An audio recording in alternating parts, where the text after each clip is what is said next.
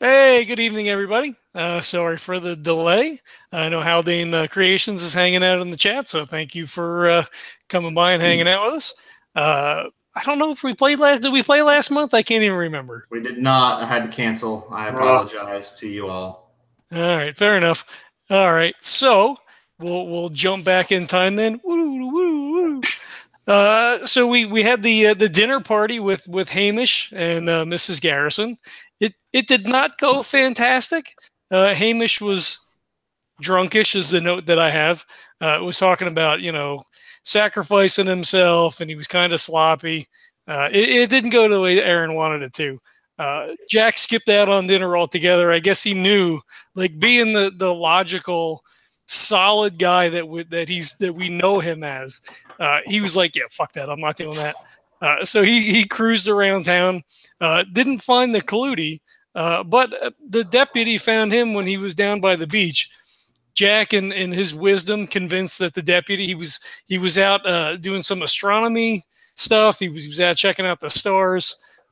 He bought it, surprisingly, maybe. When he came back, Randy went out. Randy actually found the clootie, called us out. We all went running, and we got fucked up by the clootie pretty bad. Except for Randy. Randy is a beast. So we popped it. We were able to dispel it for the evening, and then we kind of drug our asses back over to the bed and breakfast and raided the liquor cabinet, and we faded to black there. So I'll kick it over to Neil, and we'll find out what happens. All right, man. I don't remember that. I mean, I remember you guys fought it, and we did get that whole like. I was pretty sure we did pop it, so we were talking about that beforehand. So if we didn't, then I apologize, listeners. But I was pretty sure it did. And then you are there. I'm guessing you slept, right? Did you go to sleep? What are you? So did you leave after you went to sleep, or after you were like sitting there? Well, so Erin was like napping when the call came in from Randy. So Jack woke him up. We went running down. So I think it was like 2 or 3 in the morning, maybe something like that. Yeah, we had some sleep, and then we woke from sleep. So I think it was like 3. Yeah, 2 or 3. Figure combat probably took all of 3 minutes. Something like that. Yeah, I mean, it probably took you like 10 minutes to get there, or 5 minutes to run to him. Right. And then, we iris down with Erin kind of opening up the liquor cabinet and, grabbing a bottle of whiskey or whatever. So I assume they probably, sort of licked their wounds, had a couple of drinks, went out and crashed, said, well, that was fucked up, right? I mean, for you guys, it'd be more recapping. Like, there's nothing pressing that is happening at the bed and breakfast. Nothing is after you. Nothing is pursuing you. No one seems to have noticed or made any note. Like, so it's either if you're debriefing, do you go to sleep after you drink some, and then wake up in the morning to reconvene? That sounds like a plan to me. Just reconvene in the morning. I think that makes the most sense. Yeah. I'm mad because my lower third won't show up. It hasn't worked in months. Really? I don't usually works. I think I'm like the only one that it ever works for, and it's not. Anyway, damn you, Google/YouTube Hangouts, whatever it is now. All right. So over the night, nothing else happens, obviously, because there's no, like, the clooties. Well, you assume if you dissociate it, pop it into water, that it probably doesn't come back that night. You at least don't hear it wailing and moaning anymore. You wake up, I'm going to say a little late, with Mrs. Garrison kind of knocking on the doors like, boys, you're usually up so bright and early for breakfast. Whether you respond directly or she just kind of gives you a knock and I have everything ready. And then, Is it like a polite knock and she says that and walks away, or? Yeah, I'm gonna say she basically does like a knock, like, just checking, I'll come back if you're not, if I don't hear something in a half an hour, I'll knock again. Just because you guys are normally up. And we're the only ones here. I mean, yeah, it's true. So I guess as her footsteps recede back down the hall, Erin just kind of like rolls over and grabs like one of the extra pillows and chucks it over at Randy. And he's like, Randy, you gotta get up, man. It's fuck. He like looks over at the clock and it's like 10:30. Yeah, something like that. Fuck, it's like 10:30 already. If you want, it could be 9:30, but it's like usually we're up by before 9 for sure. But let's say 10:30. This is 10:30 is not noon, right? Right? It's 10:30. Oh yeah, Randy's used to noon. What time is it? It's 10:30, man. Look, Miss Garrison just came up. I think she's got breakfast ready. Okay, well, if it's food, fine, but like, can't we wait? No. We should probably. Jack's probably already awake. Fine. Do we hear like then on the heels of Mrs. Garrison like bang bang bang bang at Jack on get the fuck up? I'm gonna say, Jack, were you drinking with them as well, or was that just Erin or? I'm sure I would have had some, but I can handle my liquor a lot better than those guys. So it's up to you. You woke up, say, at like 9. It was still stressful. You guys still kind of got into a tussle, so you decided to quote sleep in to the extremely late hour of 9. It's 10:30. You haven't heard from them. You kind of hear voices now, like maybe they're up. It's up to Jack if he's gonna like. Because Jack's used to not getting a lot of sleep because he's a long haul trucker, so not a big deal for me. So yeah, I'm in there. I didn't wake him, but then when I heard Mrs. Garrison come in there, then I figured, okay, now it's time. So if I come in there and start banging on the door, actually I just walk in the door. I'm just walking right in. And, we probably never locked it, right? We probably just went in and like fucking crashed, still wearing our clothes. Sure. Yeah, you guys go in. You don't. I mean, what's gonna happen? There's no one else there, and there ain't a lot of strangers in town to like be scared. There's not a lot of crime, so if it's unlocked, who really cares? Right. Sure. So I walk in and I kind of just kind of shove the bed like with my boots, trying to wake you guys up. That is not fair. Why? You're a big wrestler guy. I'm not. What time is it? Yeah, well, Erin and I got fucked up last night by this fucking thing. You didn't, man. So it's not my fault. You guys can't fight. So how you feeling, Jack? I mean, you all right? Yeah, I'm good. But then Jack grabs the pillow and he kind of just holds it against Randy's face. Erin just starts laughing. Yeah. For like 5 or 10 seconds, right? And then picks it up and throws it. Randy struggles and then falls out the bed and kind of stands up. What the fuck, man? Come on. You guys get all the action. I do it once and you try to smother me? Come on. Dude, you're a fucking beast, man. I know. I did good, right? Guys, come on. That's all I want. All I want is for you to tell me I did good. You did good, really. So he kind of just rolls over because he's already in his clothes, and he, comes over and he claps him on the back. He's like, "Yeah, man, you're good." Oh God, why it's so hard? Oh, booze, not good. Need food. All right. Well, I smell something going on down there, but we got to make sure that we get up so this truck shows up today. I bet this truck's going to show up today. Oh, refrigerated truck. Get the fuck out of this town.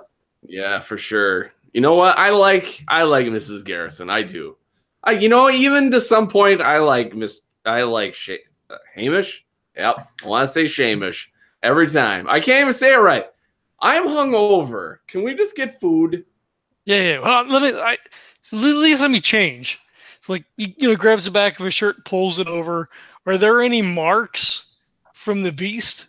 So like it wasn't a physical thing, but is there like red like welts or anything?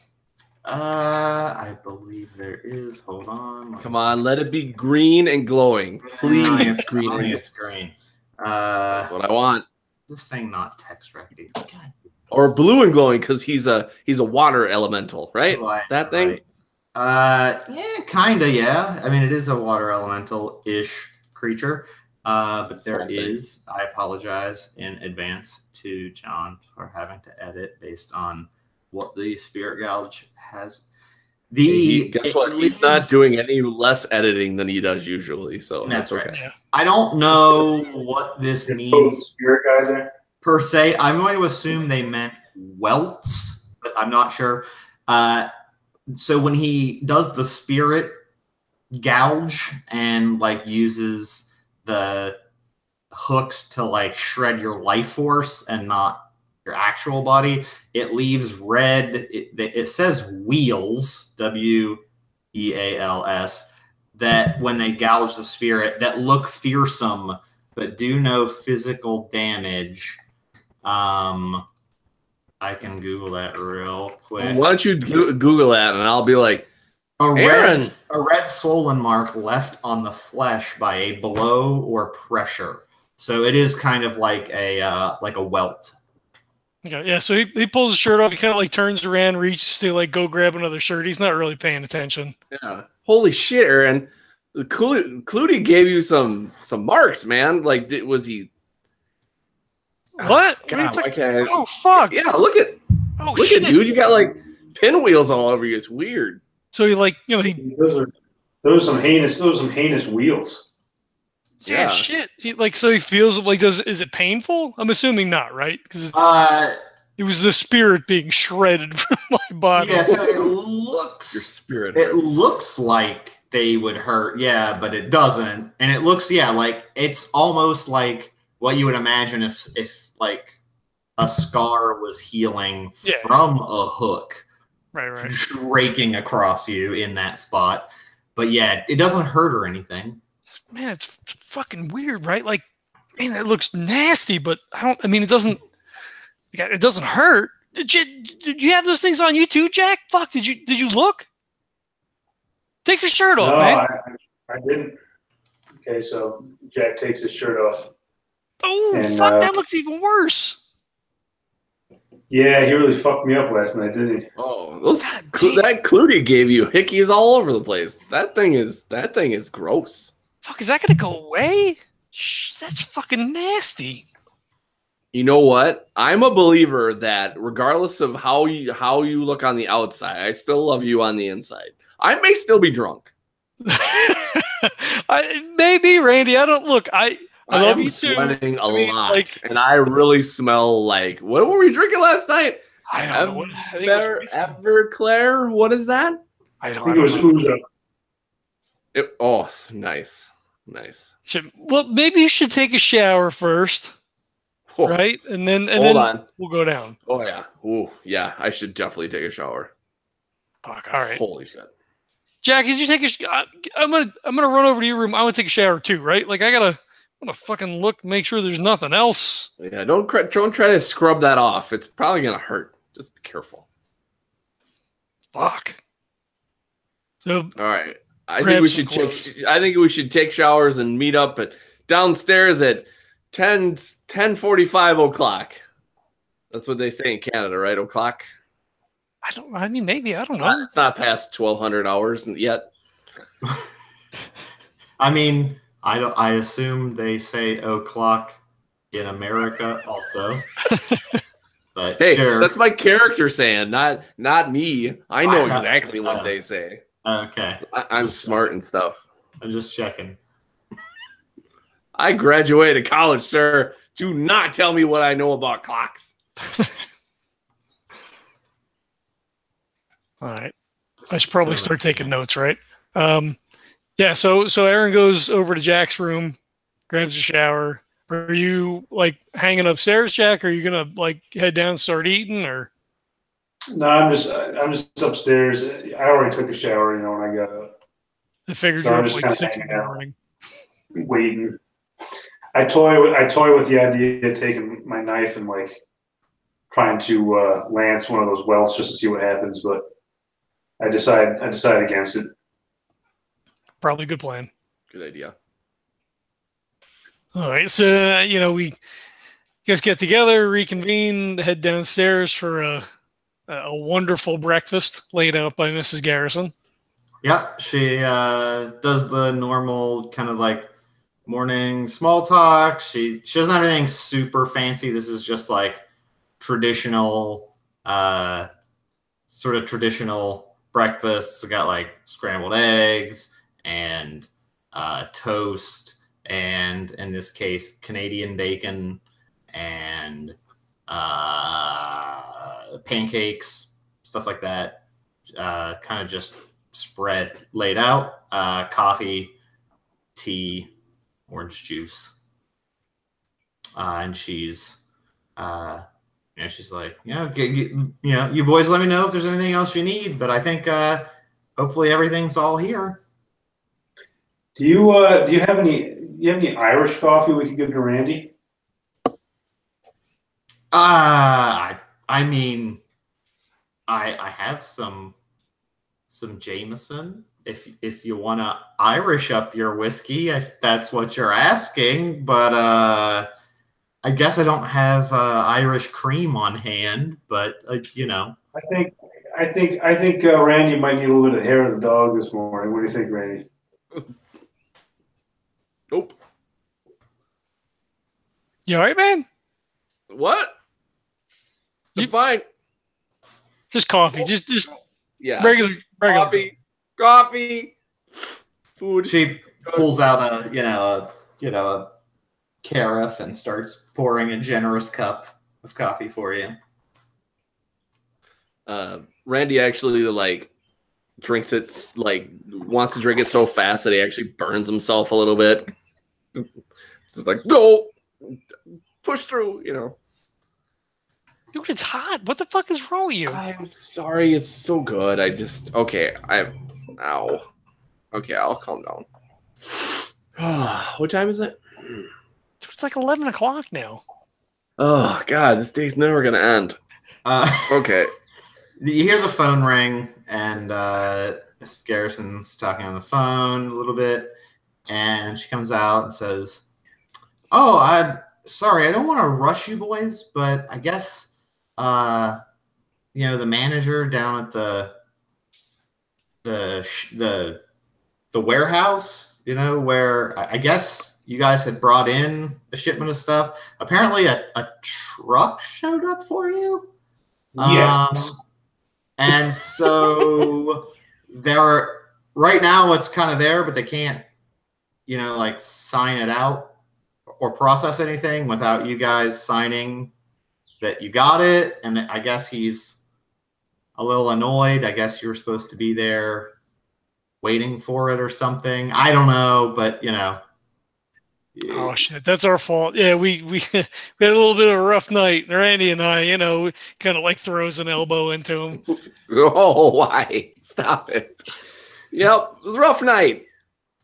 We should probably get over there though. I mean, it happens. We were all young once, but he's sounds a little annoyed. So if the faster you get over there, I'm sure the less you'll have to deal with. Shit. Okay. Like Erin just starts throwing shit on his plate. A couple pieces of toast, eggs, bacon. Try to eat as fast as possible. Okay. Everyone else, are you leaving now? Are you grabbing stuff? I'm basically shoveling as much as I can and then running out the door. Okay. Yeah. Jack's he's eating his fill. He's ready. Do you leave without us? Yeah. He's like, this is what I've been waiting for, the truck. But I'm wondering if there's any residual effects of the clootie? Because Jack's kind of feeling like a lot more pissed than he usually does. You don't believe there's any. You don't feel like there's anything like particularly supernatural about it. Okay. Maybe he's just on the rag or something. I don't know. I mean, he could just be pissed off, or maybe, you know. But yeah, he's not like, you don't get any sense that there's like a some After kind of effect. Yeah. Mm-hmm. I mean, you don't notice, you don't feel that. I guess it doesn't preclude it, but it doesn't. It's not something you can perceive, at least. Hey, I want to take some coffee to go, so I wonder if there's a paper cup that maybe she's got or something like that. Yeah, she gives you she has, to-go cups, essentially, paper cups, lids, sleeves, that sort of thing. Hey, Mrs. Garrison, do you mind if I grab some of this coffee to go? Oh, yeah, sure. Take as much as you want. There's plenty in that carafe, so, if you need more, I can always brew up another pot. But you know where it is in the kitchen if you want to make some of your own later if you can't find me around. Today is shopping day, so I'll go probably do some of my shopping. But other than that, I'll be around. So Jack pours the coffee, and in the back of his mind, he has a strange feeling that this coffee might come in handy. Thinking outside the box. Not really.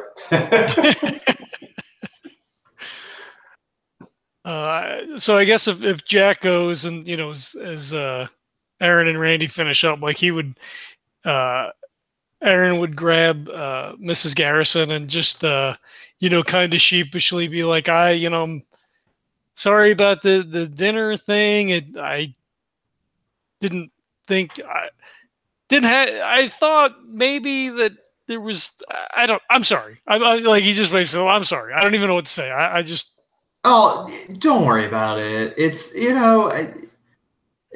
we've had a thing that goes back and forth, and but we had a nice time. We played chess and everything. I think everything worked out. We had a nice night. All right. I mean, he just like kind of shrugs, like, sort of sheepishly. He's like, if you say so. And then, he just, he'll just like walk away. Like he doesn't know what to say at that point. He just walks away.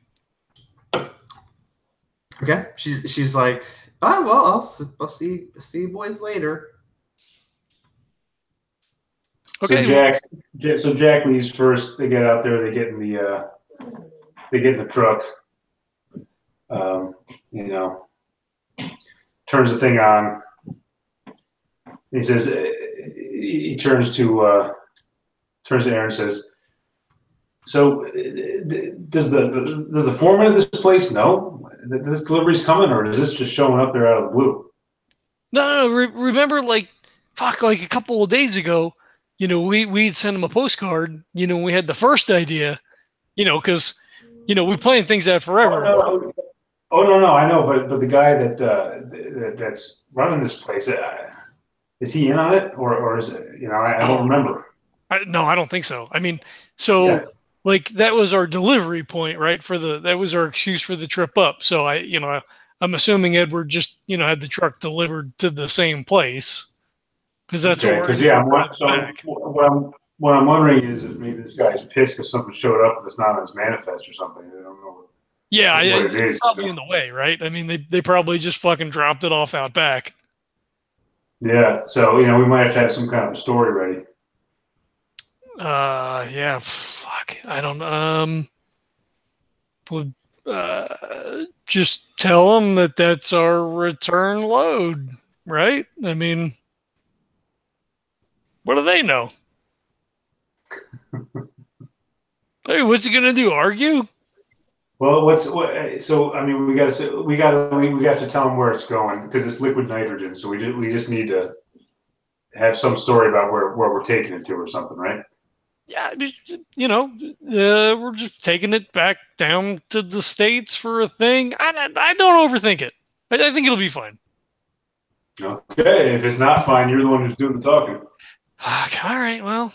If anything, Erin can just flash his Ghostfacers badge. Ghostfacers, bitch, and then we'll just go. It'll be fine. It'll fuck him up. He'll be like, yeah, what's going on? Well, meanwhile, the truck will be gone. It'll be fine. Look at nitrogen. No one's going to miss it. He gives you a shitty look after what happened at the store. Like, fuck you, Randy.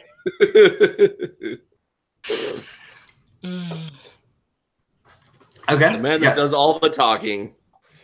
Well, so you guys are heading to the warehouse, like the shipping depot? Hell yeah, we're getting our refrigerator truck, motherfucker.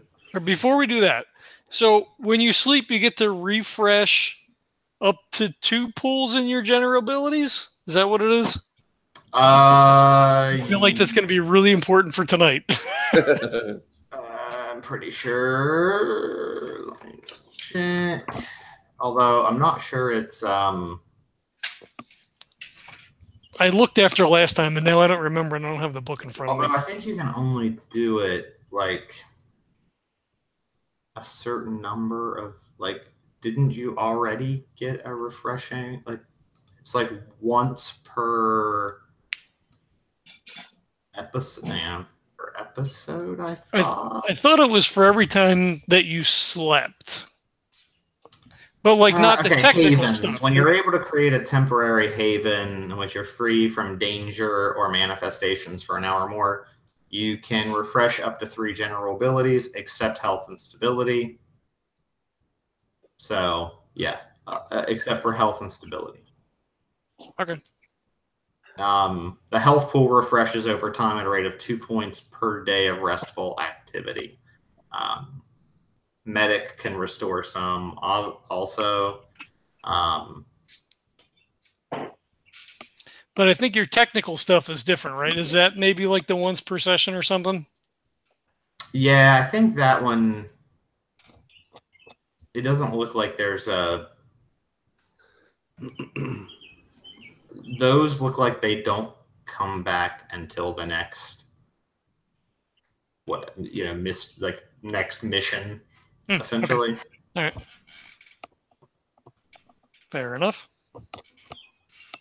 Unless you have an ability to let you do that, but it looks like none of those allow you to do that. So.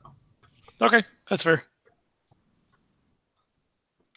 Yeah, and then it says some physical ones are restored after 24 hours if you haven't spent them, like athletics, driving, fleeing, scuffling, shooting. Oh, at the end of each session is when your investigative comes back.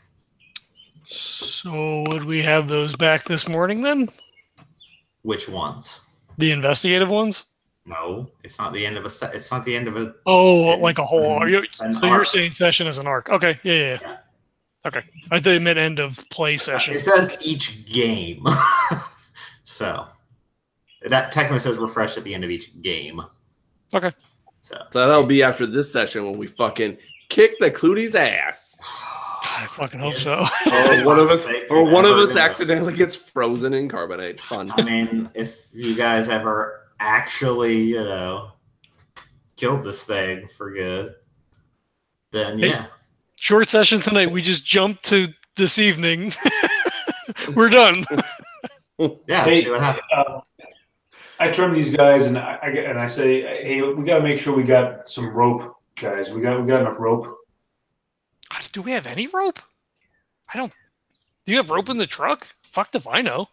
Unless you specifically have bought rope for a reason. I can't remember. I thought we bought a couple things of rope a long time ago. With the murder. That was a long time ago. Well, did we have a knife and rope? No, it was zip ties, right? It wasn't rope. Oh, was it? Yeah, because we're gonna need. Listen, because I'm thinking we're gonna need rope because we're gonna have to, tie under someone's arm. Maybe the bait, probably Randy, and we're gonna have to pull them up. through the top of this truck. Yeah, that's what I'm Right. thinking, right? Like one of us has got to. So this is what I'm saying. One of us will lure it in, right? And then somebody's got to be on the outside to slam the door, and then one of us is going to be up on top and pull them out, right? Yeah. I mean, I think that's. I mean, it's probably gonna take two of us to pull them out if we don't have some kind of a, Pulley system. Yeah, but yeah. So we'll slam the door and close it, and then the other person will run, back up to the top and help. I wonder if we can get. Okay, wait. What's the plan here? Because like. So Explain this plan again to me. All right, so the original thought with the truck, this is what we had requested. It's like two short, so it's not like a full semi, or it's a full size, but it has two like smaller cargo style containers. Okay. One is empty, and it's Linotex or whatever the fuck they could put in it to hold the liquid nitrogen. Sure. The other one has essentially a faucet and a tank full of liquid nitrogen so it's going to fill the empty side. So somebody will flip the switch, the nitrogen will start to fill, slam the door, close the lid, and the thing is essentially frozen in liquid nitrogen. But we have to have something that we have to pull somebody out through the top when the clootie starts coming. Yeah. Okay, I was very confused what this pulley system was going to do. Oh no, just to like pull somebody up on the rope. Gotcha. I don't think there's a pulley system. I was like, why are you pulling the clootie out of the liquid nitrogen? I'm so confused. Okay, so one of them is like a watertight just container, and then the other is an actual like tanker of like a tanker of liquid nitrogen that you're going to then use to fill into that. Okay, that is the plan. Okay, got it. I just wanted to make sure I knew what was even getting planned to happen. Yeah, this is like 4 sessions ago. Yeah, I didn't realize there were. I thought you were like going. For some reason, I thought you were like Terminator 2ing it, where like you like put like flush the liquid nitrogen onto it and freeze it, and then take it into a container unit. I didn't realize that's really complicated, Neil. Why would we do that? Because you could miss. If we trap somebody with it, quote unquote, trap. Sure. It's less likely for it to get away as the nitrogen starts to hit it. It should theoretically freeze it pretty quickly. Yeah, sure. Yeah. I mean, when you say it like that. I'm just saying. Well, yeah, liquid nitrogen freezes stuff really fast. Yeah. Yeah. Yeah. So. I'm not saying no, that's not a thing. That is a thing. I cannot wait for this to epically fail. Oh my god, right, it's gonna be great. So Which is concerning me because I feel like that's so much more complicated than just like shooting with liquid nitrogen out of some kind of hose mechanism and then like shoving it into a thing. But yeah, let's try it. Neil, this is our game, not yours. You can't think of anything that spectacular. Okay, well, let's try it. Let's see what happens later. So yeah. All right, We go get the truck. Go get the truck. Okay, you go get the truck. You show up at the yard. The foreman's like, "Oh, what do you took your time? Sweet time, eh? Getting over here. Jeez, you're just over at the end, right?" Yeah. Hey, sorry. I mean, they didn't tell us when it was coming. We weren't sure. Oh yeah, they didn't give you a manifest. I don't have a smartphone. I don't have I don't have the internet to check this. Come on. Like, so Erin picks out his phone and acts like he's scrolling through it looking for like a delivery time. He's like, fucking guys, right? I mean, they tell us they got to take stuff back and they don't even tell us when they're going to drop it off, Look, look, who cares? I don't care. Just take the thing. Like, you have a truck, like you have a rig, right, to take this. Yeah, the one we came up in, and he points over at Jack's truck. Great. Here you just have to sign the paperwork here. Hand you a manifest to sign off that this is indeed what you are meant to be picking up. I look at it, and then I look at Jack, and I pass it over to Jack because he's the truck guy. So I kind of pretend to take my time for a second to read it, like I give a shit, but I just sign it, hand it back to the guy. All right. Great. Well, there you go. Go ahead.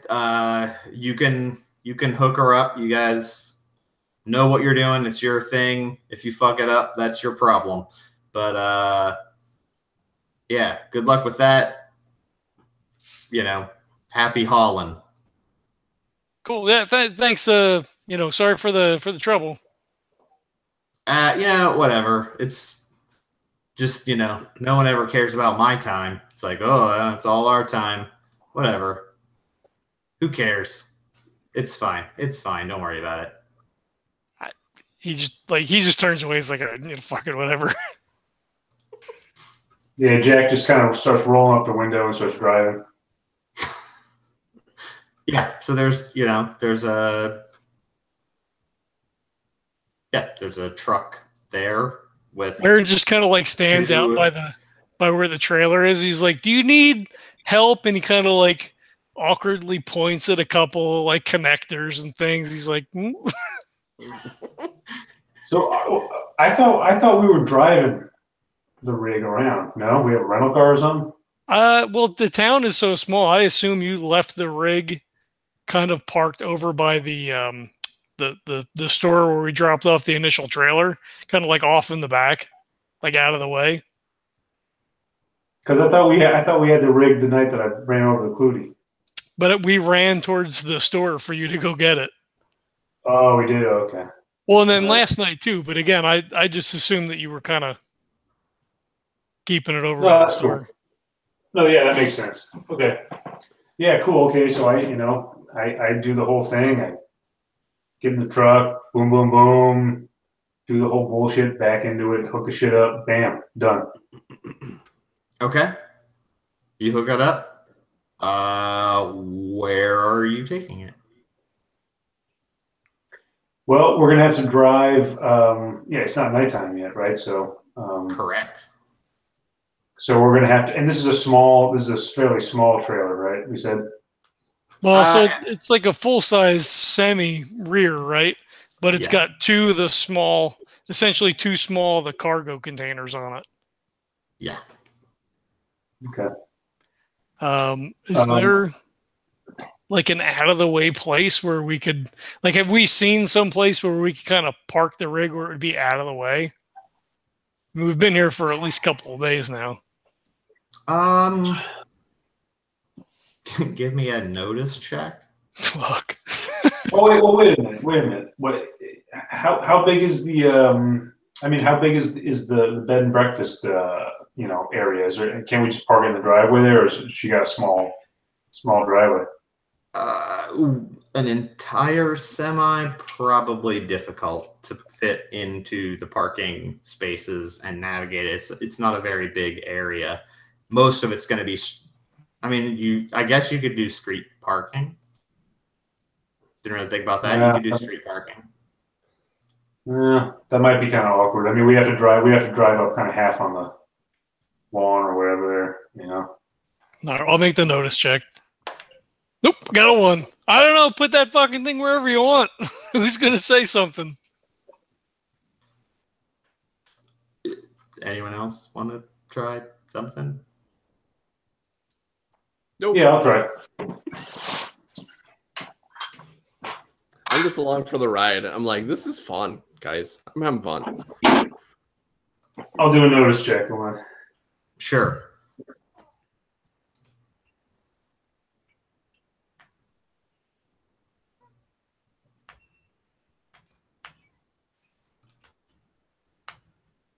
What, this guy real dice? He's using his phone. I got a 4. seems like you got along pretty well with the bar owner. The bar has a fairly large parking lot for the structures there that, at least in the daytime, isn't typically going to be full. So that would be one viable option if you wanted it sort of out of the way and secured. Yeah, let's go talk. Because listen, the bar guy saw the thing, didn't he? I don't know that he realized what it was, right? I mean, we yelled at him and he fucking ran back into the bar. I mean, everybody he knows sort of this. Yeah, like he kind of knows the stories. He knows something dangerous is out. Did he see the creature? So probably not. So I bet we could talk to the guy. I bet we could just say, listen, we're here to take care of this shit, but we need to park our goddamn truck here. You know, I bet he would do it. I don't even know if we have to tell him that, right? Just tell him we're heading out tonight. We have a couple of things to finish up. You know, can we leave it during the day and we'll. Oh, here's what I told you. Listen, we paid it. We have a shitload of money, right? So let's just pay the guy $100. It's all good. Yeah, fuck it, whatever.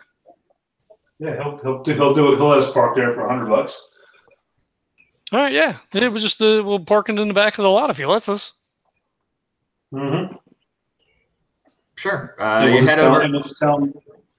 Yeah, we'll just tell him what you said. We're in a bind. You know, this thing came earlier than we thought. We got no place to put it. Here's $100. Yeah, cool. Yeah, you head over. You go in. It's noon.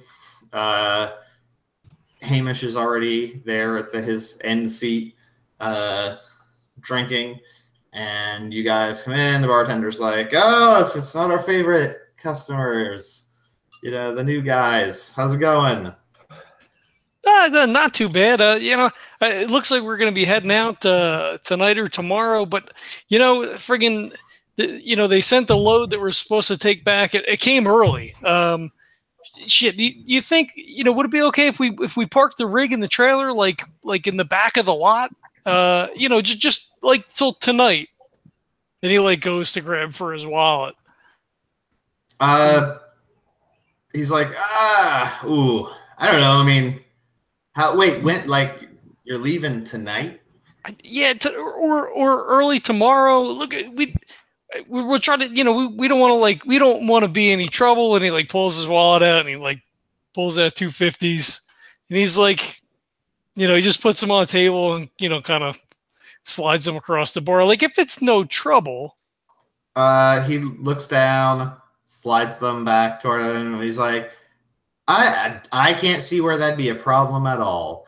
I mean, it's usually a slow night, so I don't think anyone will mess with it. I'll make sure we keep an eye on it if you want. But yeah, you can keep it there overnight. Don't worry about it. Nothing will. If the owner says anything, I'll tell him I gave you permission. It's fine. Ah, you're the best. You're the best. This is the best little place, I tell you. And Hamish is like, here. Oh, my boys are leaving me. What are you doing? Why are you leaving? Have you taken care of everything? I think he looks awkwardly to the bartender and then back to Hamish, and he's like, I think that have everything wrapped up tonight, I think. Oh, well, you know where to find me, and I know where to find you in case you need my help, whether you like it or not. You are, yep, exactly right. We know exactly where to find you. All right, well, and I got you. And he looks at the bartender and he pulls out his wallet again. He puts another 20 on the bar, and he's like, just for him, it's whatever. Wait, you mean? I mean, oh yeah, I can. To keep him in on his Guinness, yeah. Oh, he's like, yeah, I'll make sure he's comfy for a while. All right, great. I guess it's too early for lunch. I mean, we already had brunch, right? I mean, Yeah. He looks Well, at Randy like questioningly, like maybe it's not. Are you asking this out loud, or are you like what? Yeah, no, totally. So if you coyly look at me, I just give you like a look like, come on. It's always time for lunch. Give me a break. I think Randy needs one of those big half-pound bacon burger or whatever's they got there. I mean, fuck, right? I mean, we rushed through breakfast. I mean, we don't have anything to do until later, so yeah, we can be nice patrons here. We can give this good man some good money and get some good food in the process, man. 3 burgers. Well, looks like you're staying. Okay. He like yells back to the kitchen, "Burgers up!" And yeah, he asks if you want pints. Do you need? What do you want to drink? What are you drinking? Erin looks at his watch. Is it like close to 12? Yeah, it's noon. He just shrugs. He's like, it's afternoon. Hamish is like, Yeah, let's get 3. that's why I like your style. And he's all like, cheers and yeah. And then he like chugs his and he's like, I'm gonna need another. I'm facing an ancient creature and I gotta be prepared for it. Scottish style. You guys know what I'm saying. We're gonna take this thing on. The 4 of us. We're a team. He just kind of like nods yes, no. Like his head's just bobbing around. Hey, listen, all right. Listen, we got to get we never got the rope. One of us is going to have to go and pick up some rope. You and your fucking rope. Oh, that's good, Randy. I know my movies. Well, shit. Big scary man. Sorry. No, we'll eat and then we'll go over and we'll grab a couple of things and we'll hang around. Okay. If you guys have lunch, it's normal, just everyday crowd, workers, that sort of stuff. No one's really getting belligerently hammered other than Hamish. But he just keeps going through them. After an hour or so, you guys are done eating, I assume. Hey, you know what? But before we leave, actually, I kind of like huddle up with the guys and I go, you know what? I'm wondering, I'm actually whispering. I'm not saying it like out loud as I am right now, but I'm like, maybe we should tell Seamus where to be, if you know what I'm saying. Like, hey, this is where we'll be.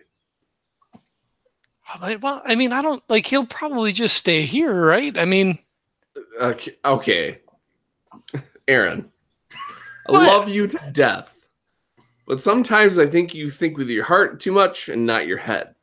Now, do you think Seamus, the guy that's just really thinking about wanting to sacrifice his own body for something he doesn't clearly know of and about, and we don't really either, do you think he's going to have all these drinks and just think, well, I'd just stay here tonight? But is he going to remember? I mean, I don't like he's been drinking since before we got here.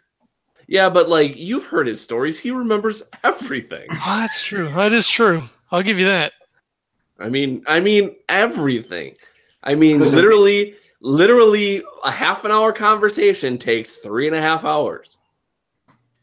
These old dudes who are professional drinkers, man, they can go through shit that would knock you and I out. He's not going to be down for the count, dude. He's just going to be functional. All right. Well, where do we tell him to go though? Like he's going to get in the way, right? Like you don't want to. Should we tell him to go back to the bed and breakfast? Even though it was a bad idea the first time you said that, I think this time it's probably a great idea. All right. I mean, fuck, whatever. But maybe we should call Mrs. Garrison and actually let her know so we don't just drop him in again and say, hello, here we go again. Oh, I mean, I guess so. Well, she's caring enough. She'll take care of him. Yeah, all right, that's probably true. That's probably true. But you know what? I mean, like, all right, so like we kind of have a plan, right? But so who's gonna do what part, right? So like, who's getting in the fucking truck? Are we gonna like draw straws? How What are about we this? doing? How about what if we got Seamus to stand there? No, because he's not. He's gonna fucking die in there. No, he won't. Because listen, the guy probably weighs like 90 pounds. So out of all of us, he's way the lightest, and we could haul him up in like half a second. Okay, I'm concerned of having Randy in there because, I mean, Christ, You fat Randy. you know? Okay, that was not nice. I'm just Sure. saying. He said I didn't say Sure, it. I eat a couple of burgers a day, but I've been working out. I know. I said you're a fucking beast. He's the one saying you're a portly man. I'm just Well, I'm pointing out the obvious. That's all. If we're gonna have Seamus be the guy, like, I think I don't think that's a good idea. I'm just gonna say it. Well, you know what? It does kind of solve the manpower problem, right? Like, so if he goes in, then two people can pull, and then one person can slam the door. I mean, Well, we're gonna have to make sure that he's like tied previously, and that we have the rope in where it needs to be, so he doesn't like, because he's just gonna be like, all right, I'm gonna fight this thing. You know, it's like he could change his mind. well, that is the problem, right? I don't know. Yes, there's an element of randomness, I suppose, here, but you know, I'm not totally convinced on my own idea here, but I'm trying to talk it through here. Well, I don't think it should be you, because you are the strongest. So we definitely need someone. You need you to pull. I mean, does that leave me? Fuck, that leaves me then, right? Son of a bitch. I think that leaves Well, listen, you. hold on. What about this though? Not that we want old Seamus to die, but No, the we dude's don't going to want that. sacrifice himself anyway. So it might sound kind of harsh, but like if something did go wrong, you know, morally it'd probably be okay. What? You know? Wait a What minute. the hell are you saying? You're saying if we fucking kill him, it's morally okay? Come on, man. He gave consent, right? Yeah, he's signing a document saying that he wants to die, and we're okay with that. I don't. Come on, guys. I'm not okay with it. Was there a law skill? I don't know if you'll know if assisted suicide is legal in Canada. I don't know if it is. I'll have to Google it if you have that. The law is actually something you could have. If anyone has it, maybe you'll know if that's true. But yeah, it might probably count as assisted suicide or voluntary manslaughter. I don't know. No, I don't. I mean, it's certainly not the best. Thank you, Neil. I mean, there's probably a legal ramification if something happened to him and some people found out and it was linked to you. But at the same time, if he's volunteering, you know, I guess he has the free will to do that. no, I don't. Well, That's no you good. know, I don't know. I take it back. I think he probably fucked the whole operation up. I think so, right? Thank you. Yeah. He's too much of a wild card. Look, I mean, fuck. That means I got to go in then, right? You fucking. Can we like fuck like? Okay, now here's the thing. Okay, because doesn't the thing it works like you look at it and then you get all fucked up, right? That's kind of how it works. Yeah, it's got those fucking dead eyes. He's like, he's wiggling his fingers. So you're gonna wear a blindfold or something like that, or no? Here's what you're gonna do. We're gonna get you some glasses, some sunglasses, right? But we're gonna tape the inside of the sunglasses. Blindfold. No, listen. He'll think the creature will think that you just have sunglasses on, right? Because if you have a blindfold, they'll be like, "What's going on here?" You might not come into the truck or whatever, you know. But if you got sunglasses on, we just tape the inside. You won't be able to see. Yeah, I won't be able to see. Exactly, so he can't get you. Fuck, he can still claw the shit. Fuck that. I don't. No. Yeah, we forgot that he has hook hands, right? Is that what we forgot? Erin pulls up his shirt like, fuck, hook hands, man. Okay, but look, the thing's you're going to be in very close proximity anyway. I know. I don't. I'm not in love with this. I think, Aaron, what you could do is you could pretend like you're looking at him, but you could look to the right. Well, you know, like people do with like their vision. You know, you look like you're looking, but you're really looking that way. Then no insanity, right? Insane in the memory, whatever. You'd be fine.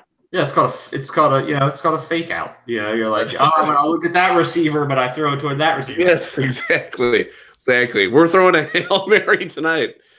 Oh boy. Shit. Maybe we could construct one of those things where I forget what they call it, but where you take a convex and a concave mirror, and then you do the box, so it makes it look like there's an illusion. You know, what was that thing called? We make those into sunglasses, and then he wears them. But then we essentially make a hologram. We'll do like Tupac at Coachella or wherever the fuck that was. We'll make, yeah. All right, look.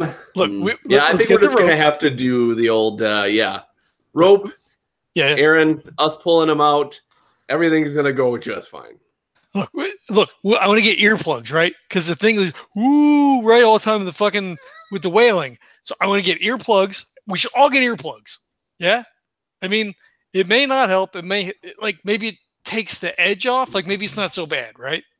Yeah, maybe you can't hear screams. Yeah, it makes it. It's like you're watching Sesame Street. I don't know. Yeah, but so like it shouldn't surprise us tonight, right? Because we're waiting for it, you know. Yeah, so we're ready. So we're already ready. So we're ready for the scream. We put in earplugs, and then like it's like fucking like Freddy or Jason or some shit, right? Like it just keeps coming.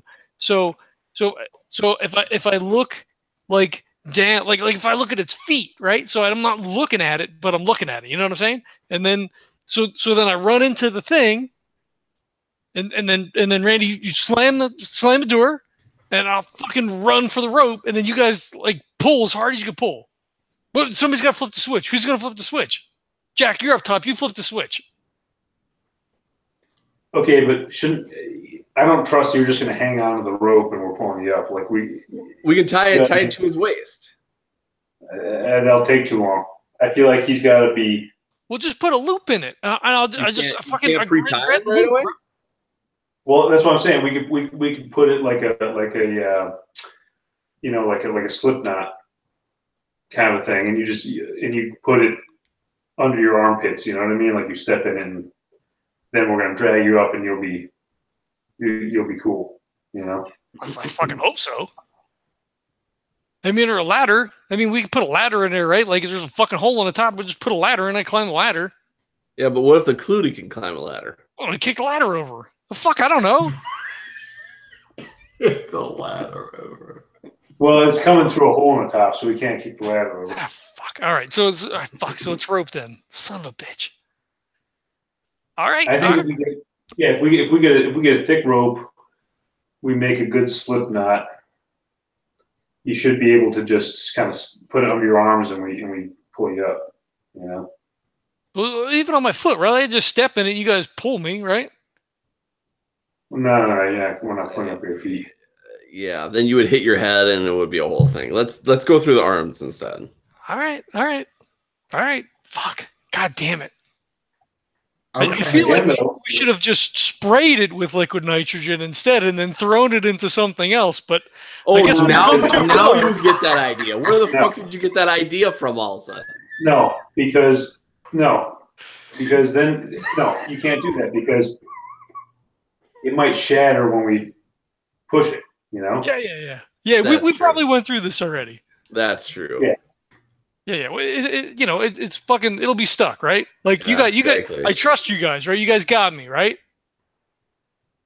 Oh yeah. Would you say it like that, Randy? It's not instill me with a lot of confidence. I know. I'm just messing with you. Of course we'll get you. No one dies on my watch, right? I hope not. Yeah, no. We haven't been doing this for that long. Well, yeah, but like, I mean, last time we just killed an alien. I mean, a big fucking alien. So Jason went to jail. He went to jail on your watch. Now again, this is not cool. This is not physical hooks, right? That this thing has. We've determined it does also have. I mean, it does have physical hooks. It just doesn't have to use them as such. Because what we don't want to have happen damage.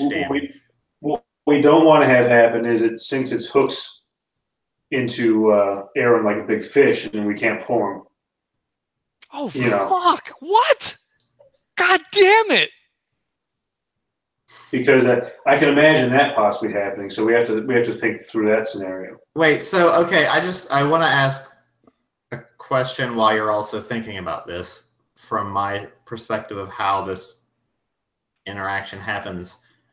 Erin is in the truck back thing. He's in this container waiting for the clootie. Clootie shows up. Well, I assume that Erin is walking around. Yeah, trying to get it, right? Yeah. So, like, I see it. I'm looking at his feet. It sees me. It starts to shamble. Sure. I keep moving forward. It continues to shamble. Mm-hmm. You know, maybe I throw a rock at it or something to make sure that it continues to follow. Okay. Erin goes up the ramp. Yeah. It follows up the ramp. Mm-hmm. As soon as its back foot is off the ramp, fucking Randy slams the doors. Erin runs for the fucking rope. As soon as the door closes, Jack flips the switch. So if this is a truck, and this is the back door, the pipe runs towards the back door where it's gonna be when the doors close. So it immediately gets hit with nitrogen that drops down.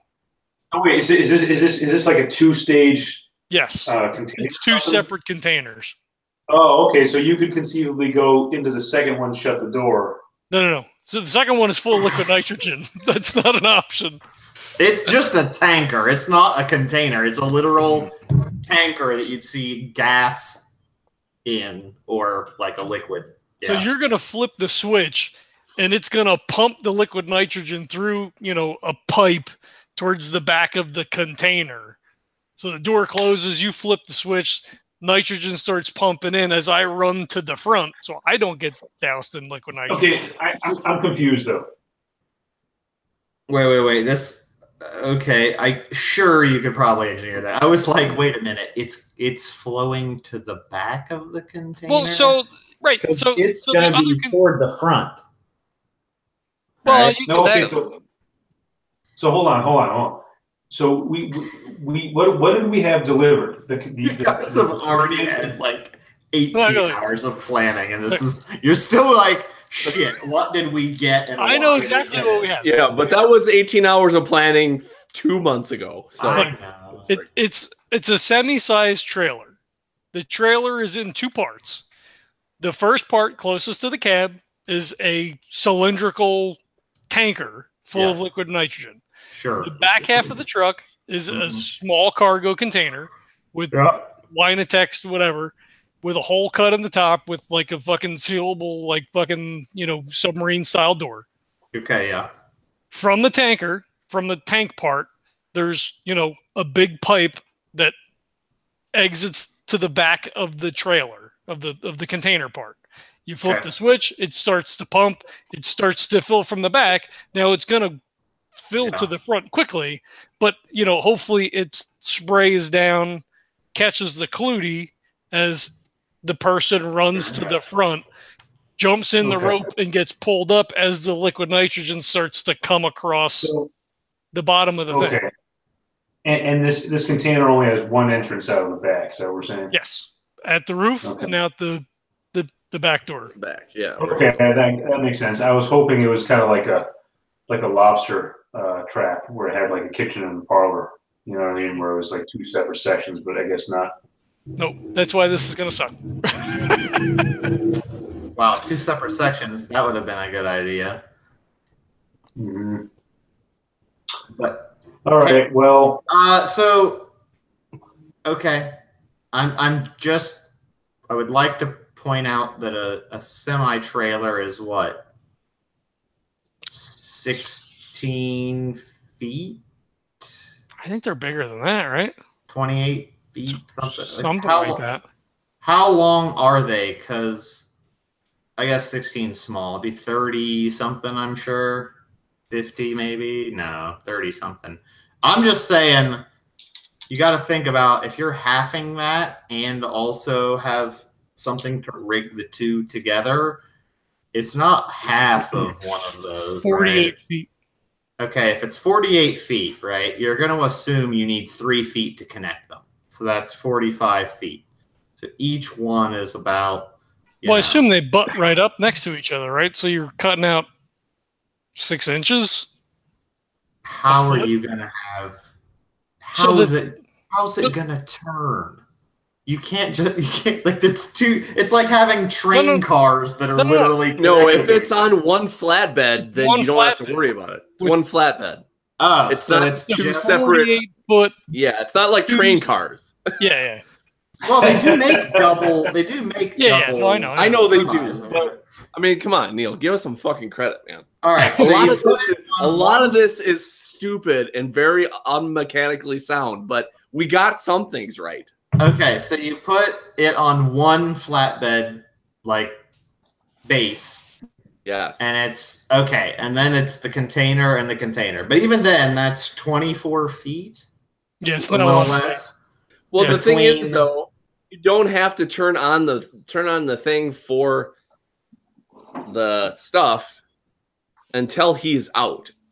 You know, like literally, like the clootie's not gonna. This is where I'm getting into the problem of John goes in, Clootie gets in, Randy has to shut the door to the thing, to the back container.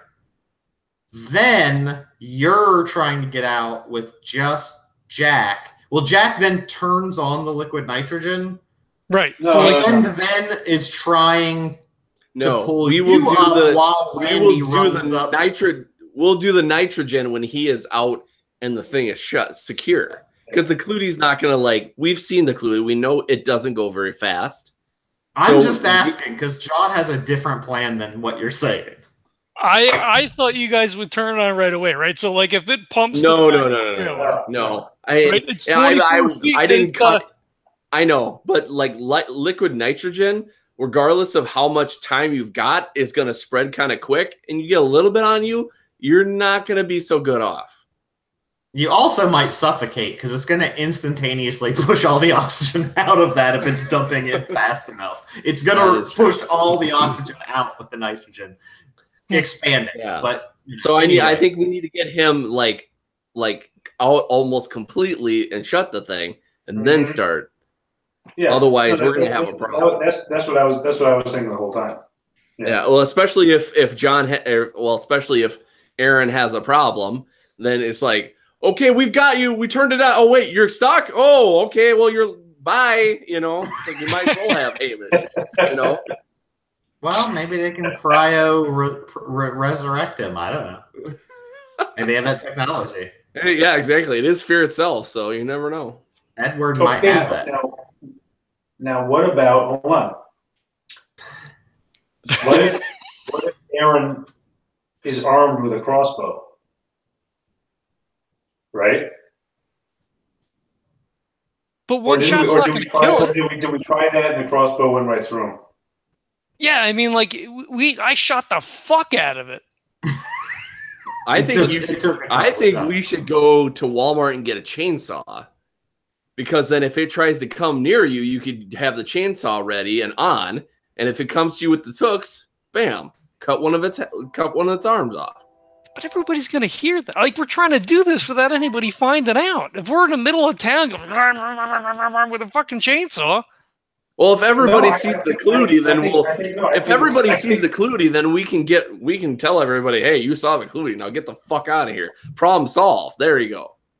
I actually think Randy's onto something with that chainsaw. Look, we planned all this shit out already. Like, we can't do. Look, the fucking truck is here. Like, I know everybody's fucking scared, but like, we gotta fucking commit. Like, this is it now, right? Yeah, but what we're saying is, there's nothing wrong with putting a chainsaw right next to the rope, so that once you're harnessed in, because look, here's the other thing, dude.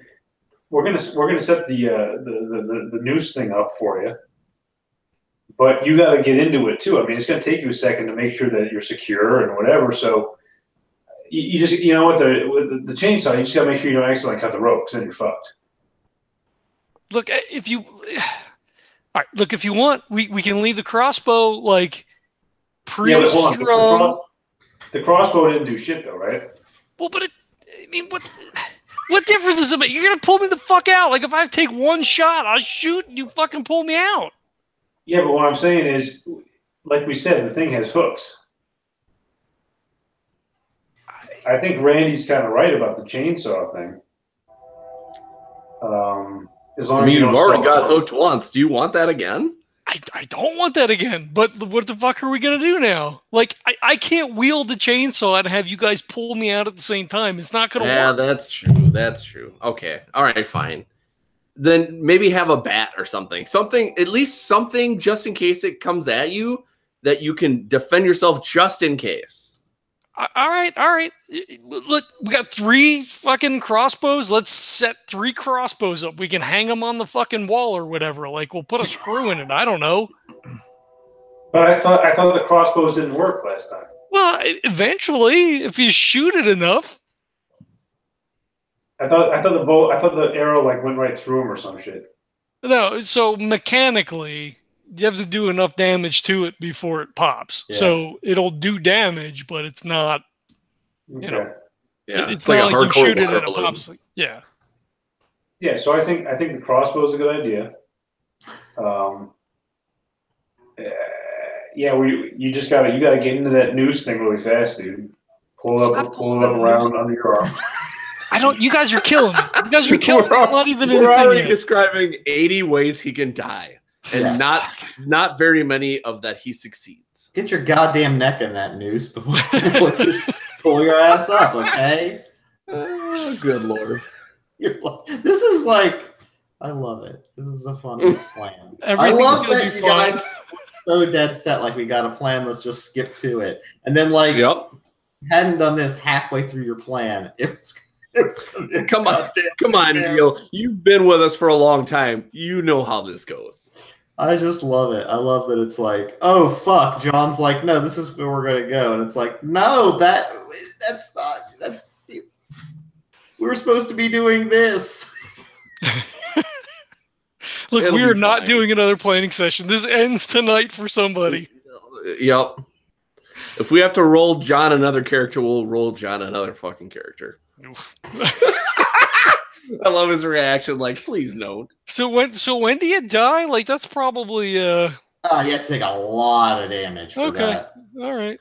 A lot. There you go. Well, you know, it was all stability damage. It wasn't even actually any health damage. Oh, look, I'm gonna say though, if you're in even an inch of liquid nitrogen, you cannot breathe in a sealed container. Even if there's a hole at the top, especially, because all of that's going to be nitrogen. You have no oxygen. And if it goes up and touches your skin, I mean, you're literally frozen like a block of solid tissue. So it is real bad. If you're in that, you could die if you don't get out of that on that rope. Just so you know. All right, so maybe we wait till I'm almost out. The key is get out. That's what I said. Yeah, as long as he's out and shut the thing and then turn the shit on. All right. Sure. Let's do this. I'm ready to kill something. A clootie, hopefully. Yeah. Although the crazy part is you're not even suggesting killing it is the funny part, because this would just freeze it and preserve it for later. Somebody else's problem. Yeah, again. Yeah. Not our fucking problem. Oh, I'm not saying you should be killing it. I'm just saying like that you're like, let's kill this thing. Oh, wait, we're actually saving it forever. Yeah. In ice. That's like fucking Megatron. As long as, the dam doesn't break, we're probably fine. Yeah. Sure. What? We can't figure So out we have the fucking rope now. thing. All right, yeah. So we go back to the general store. Okay. I'm not gonna role play the general store buying rope. Oh, yes. Yeah. So we get rope, we get earplugs, maybe a pair of sunglasses. I mean, you can see their way, but like maybe the intensity or something. So maybe pick up like 3 things of sunglasses, which again, this looks really bad again. Right? I mean, it's not fantastic. It's really weird. Sunglasses and like earplugs. I don't know what they would think you're doing. So Aaron, what kind of weird torture kink shit is this? So Aaron walks up with the basket, and the kid's behind the counter again, and he kind of like looks, and he like puts the rope on the thing. He's like, all right, well, man, it's not so bad. He puts like the 2 things, 3 things of sunglasses, box of earplugs. He just kind of shrugs like, yeah, he's just kind of like, not even gonna ask about it. Like, just it's whatever. 23.62. Erin nods appreciatively, like gives the kid like $40. It's like, just keep it. It's fine. He's like, but I can't take tips. Oh, buy lunch. He's like, all right. He just is like, you just see him be like, and he's like trying to figure out what to do, but he's not asking questions. We didn't need anything else, right? I hope I don't want to go back in there again. God, I hope you remember something. Oh my God. Terrible. No, I'm assuming if you don't. I think we're good. Okay. Probably. You'll remember something at the 11th hour, but it's okay. Is there something we could get though that's like a, it's a, like one of these things to like get them up real fast, that we can like wheel the rope up. You mean like from Nickelodeon Guts? No. There is no Nickelodeon Guts style American Gladiator wrenching pulley system in the general hardware store in remote Canada. No, there is not. Yeah, I mean, I guess probably not anything else then. I mean, okay, there would be a general pulley system. There'd be a pulley, I'm sure. Like, they would have a pulley, but I would just then have to inform you that pulleys work by being above what they're pulling the thing. That you don't go above the pulley. So you'd have to build or attach it to something higher. Well, they could just grab me at that point, right? So, like, so you're pulling yourself up on the pulley until they grab you, and then, I mean, that's a lot of shit to get stuck in or. Well, no. So if they mechanics the pulley into the hole, right? So the rope would go up over the pulley, and then they would be behind it pulling it until so my head would pop out like ostensibly at the top of the truck. I could just pull myself out at that point. That's not how pulleys work. The pulley is like this, right? And the ropes go through it to reduce the amount of power you need. And so the thing coming on the pulley doesn't ever go above the pulley thing. That's not how pulleys work. You don't go above the pulley. That's impossible. So if it were if it was in the hole, your head isn't even going to be like out of it. Like you're going to be like swinging like we would have to construct. We would have to construct some kind of a tripod kind of a system thing, Yes. Please watch Ghostbusters 2 and notice how they wench them up from the manhole while they were investigating the slime river. They had to have a thing built with a winch on it above the manhole. It wasn't a pulley in the manhole. That's not going to work. That's how pulleys work, guys. All right, look, just pull really hard, right? I trust you guys. I also do want to say you have to see Randy has to seal that and get back up there to help you. Yeah, you yeah. do know that, right? Mm-hmm. Okay, just checking. It's not fantastic. I just want to point out. Jack's a big dude. He can handle it before I come up there. Look, so Jack's big, right? So he throws the thing over his head, so it's right under his shoulder. I'm gonna fucking be climbing as they're pulling. It's not like I'm just gonna hang there and be like, "Hey guys, this is fucking cool." Whatever. Yeah. Fuck me. Let's go. Yeah, that's fine. Yeah, I mean, totally fine. I just want to make sure you guys know that. I'm spending all the athletics. I guess that would make sense. Yeah. Oh, I can't wait for you to fail that contest. Oh, Jesus. Of whether it gets to you before you can pull yourself up. It's going to be great because you're going Well, it's going to be bad because I usually roll terribly. So yeah, I know. It's going to be real sad for everybody. Ugh, that dies bad. Anywho, is there other stuff you're preparing and or doing? No. Okay, hold on a second. Hold on. No, I want to fight. No. What is it that so we used the truck to smash this thing right before? Mm-hmm. Because here's the last kind of fail-safe thing. Okay, I'm gonna need some kind of a cudgel or something, just in case there's a problem, and I gotta jump down there and just beat the shit out of it and make it pop. I mean, we could leave a baseball bat in there with the crossbows. Or we could just leave like a bat or an axe with me because I have to shut the door, so I'm already down there. Yeah, but I'm saying if we're both up there pulling and something goes wrong and he gets stuck in there, I'm gonna have to jump down and pop the thing somehow. I mean, fuck. You don't want to leave the shotgun in the back of the. I mean, if shit goes really bad. No, we can't use a shotgun because it's going to ruin the liner and everything.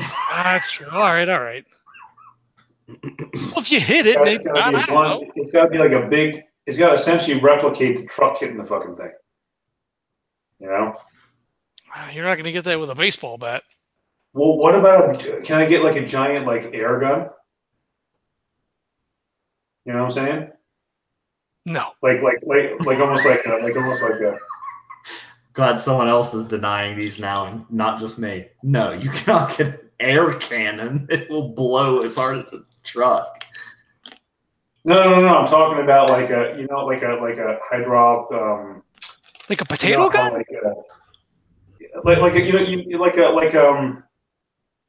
What do you call it? Jackhammer? Jackhammer. Yeah. I mean, I'm wondering.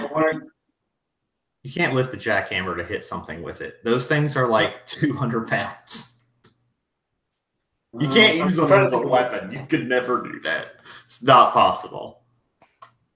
I mean, you would have to be the Incredible Hulk to do that. For sure. 100%. I can guarantee you that a construction worker listens to this. No construction workers listen to this. But if they did, they would totally agree. You cannot use unless you're coming in from the top and just drop 100% it'll work. You can't be like to something. That's never gonna work. So what is a blunt force object that I can wield that's going to give it the most chance of popping the thing? Nothing. An axe? Like a fire axe? A two-sided axe maybe? For chopping wood or something is pretty good. A sledgehammer, but even then, a sledgehammer is very unwieldy compared to an axe. I'm gonna go. You could theoretically consider. Here's the thing: you're not able to get this, nor would you be able to use it effectively.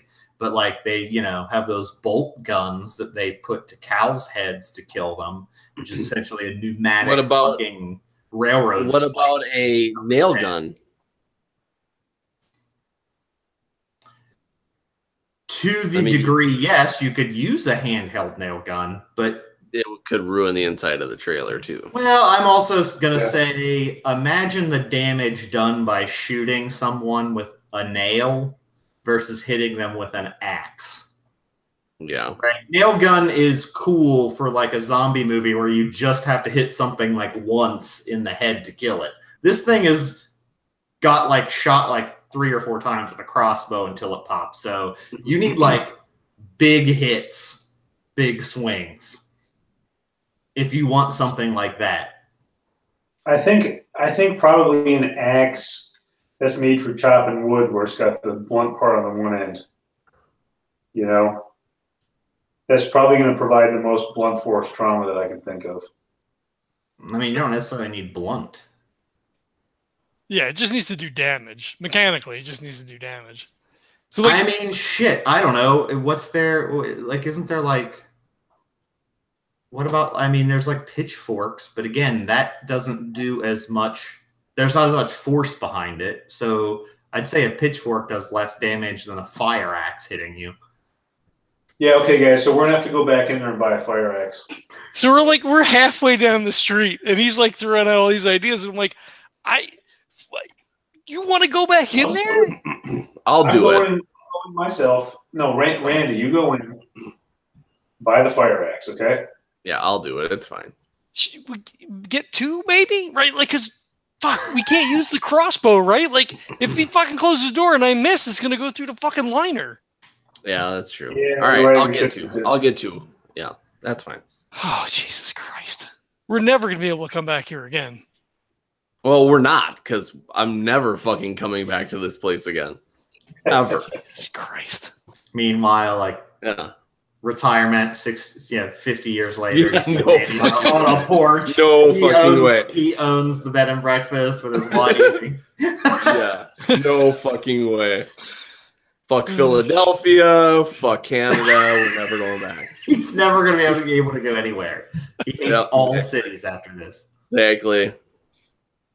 If you go back in, the kid literally looks like it's the worst day of his life as soon as you walk in. Like, well, the thing is, though, was I with? I don't think I was. Was I with him the first time he was there? No. Yeah, so he doesn't know who I am. I thought you were just with them, though. They didn't say they went in with me. Yeah, no. I just because I like to torture Erin, I would not go in with him, though. Okay, sure. Okay, we'll go with that. Okay, yeah, you walk in. He's like, "Hi, sir." Hello, and I put down 2 axes. I don't say anything else. He's like, "Oh, chopping some wood." Yep. Cool. Yeah, great. I mean, you probably don't need. I mean, you probably. I guess, yeah. If it's 2 people, but you probably don't need 2. These things will last forever. I know, but I'm giving one as a gift too, so great. Yeah, okay. That's 83.68. It's a pretty cool gift. They're pretty high quality, so I would enjoy. I would be thankful for that gift. Yep. My best friend's an arborator, so he likes his axes. Great. Oh, sounds great. Well, I'm glad we can help you out. I haven't seen you around, so so you new in town, I'm guessing then, or are you? Yep. Great. he like puts a little tag paid for. He's like, unless you want a bag, but we don't really have any to fit them. That's all right. I'm all good, and I sling it on my shoulder and just give him a little salute, and then I walk out. Have a nice day. I hope they enjoy it. And like as you walk away, you hear him be like, "What a weird day." Erin's like down the street, around, like out of sight from the door. Yeah. You come down. I'm like, what did he say? Did he give you a hard time? Oh God, no. He was just trying to. He's really inquisitive. I just gave him the cold shoulder, so we got some axes. All right. Well, fuck. for what it's worth, I guess, right? Mm-hmm. $83. All right, let's do this. Fuck. All right. Shit. Aaron looks at his watch. It's maybe like 3 o'clock. Sure. Yeah. Why not? All right. Fuck. What do we do? Shit. We don't even know when the thing's gonna fucking come out. Ah, damn it. I hope it comes out tonight. Can you imagine being stuck here again for another fucking 3 days? No, it feels like it's been months. It does feel like it's been months, right? It's fucking weird. I know. Literally, you know what? I hear really good things about Canada. This is not the good part that I was imagining when we came, but yeah, I don't know. I'm so done with this place. Shit. All right. Well, what do you want to do? I don't know. Well, we probably should. I mean, let's. We can't. We shouldn't show up at the bed and breakfast with a couple of axes and stuff. I mean, Well, so why don't we just go? No, well, let's check out the truck, right? I mean, we didn't, let's make sure everything's gonna fucking work, right? Like, make sure the doors open and close real easy. Make sure the fucking the top lid fucking straps down, whatever. I don't know. We don't want to leave anything to chance, right? You check your equipment. Yeah, but how are we going to check the nitrogen? I mean, I guess you gotta crack it just to see if it, we don't have to fill it. Does anyone have like any of the science stuff?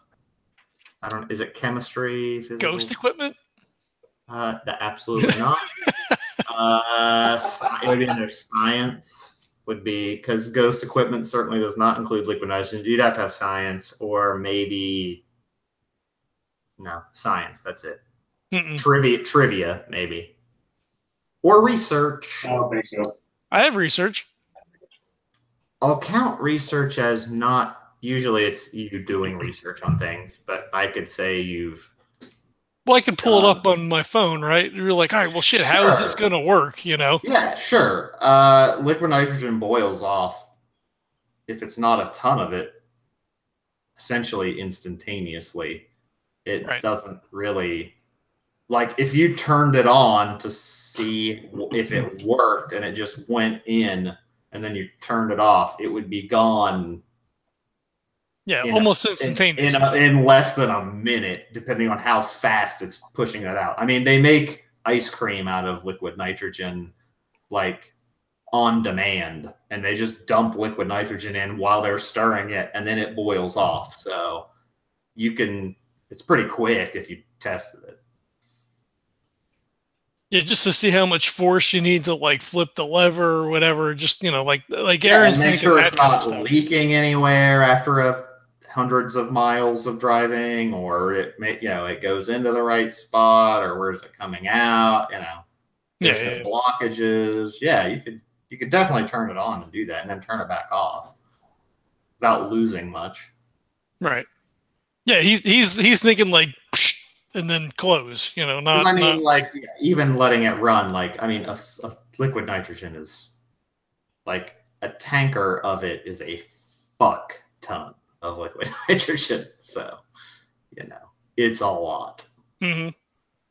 Even then, even if you only filled it part way up, the container itself would still be like when we froze cells, it would be negative 180 Celsius, and you only had like a couple inches of liquid nitrogen in the bottom of a sealed container, so it'll stay fucking cold as fuck in that, even if you only got a little bit in. Now, the clootie might move as part of it, but its legs will be frozen for sure. But you have more than real far. You have more than enough to freeze more than that, though. So yeah. I Erin suggests going over and giving everything the once over, putting the axes in the back of the container. Drink. I wouldn't throw the rope up top, but like maybe we go through like a trial run. Like I get in. You guys pull me up. That's a good idea. We should do that. Yeah.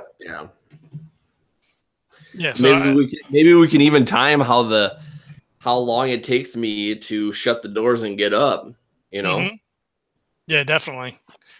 Like this is where the rubber meets the road now. Like we got to figure out like all the little details now to make sure this is actually going to work. Yeah, no kidding. Because I assume on the tanker side, there's probably like a ladder that goes around, like you see on the, like the big full size ones. They have ladders that run up the side, so Yeah. it should be a relatively easy climb. So then it would just depend on how long it takes you to do it. Yeah. Okay. All right. Since Neil's not around, I say 25 seconds. It doesn't take God's got to be faster than that. I know. Well, when when you're hooked up, I'm just gonna freaking put that rope like that and just start going. Yeah, you'll probably be done by the time I even fucking get over there. But it's good to have backup just in case. Yeah. Well, it's good. It's good to have me on the ground too, just in case something else goes wrong too. So then at least I can maybe distract it or do something while before Jack comes and helps out if need be. It's going to be sealed in the back at that point. No, I meant like just before he even gets in there if anything goes wrong. Oh, yeah. All right. So, yeah, again, we spend maybe like an hour dicking around. So you're running back and forth up the thing. And, Jack's pulling me and I'm trying to fucking climb the rope as he's pulling. Yep. But not too much so we don't get ourselves too exhausted. Yeah. But I would assume it generally seems to work, right? I would assume so. I guess we'll see what Neil says when he comes back. I mean, we could make rolls now to see like how efficient it would be, but I wouldn't spend any points now. Yeah.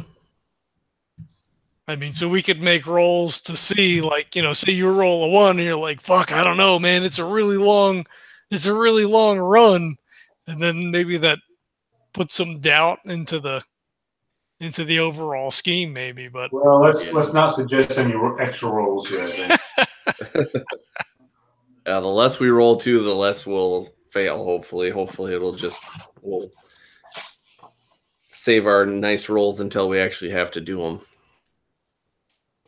All right, so like after a little bit, like Erin, like just sits, on the curb in the back of the thing, and he's like, what do you guys think? I mean, seems like everything's gonna work. How are we gonna find this thing again tonight? I think we just wander around, right? I mean, I got to get it to follow. In other words, my only concern is the fucking cops, because we're gonna have to park this truck essentially kind of on the beach or like pretty fucking near, Well, down by the waterfront, yeah, that's what I was thinking. Is there a place to park it even down there? I mean, I think probably at that point in the night, there's not a lot of traffic, right? We'd probably just park it like in a like a fucking parking lot down there. Because if those guys, if they're out patrolling and stuff. Well, the thing is, though, if you think about it, a lot of truckers after 8 hours of driving, they have to pull over and they have to rest. So that could be our alibi. We're truckers. We're heading through here.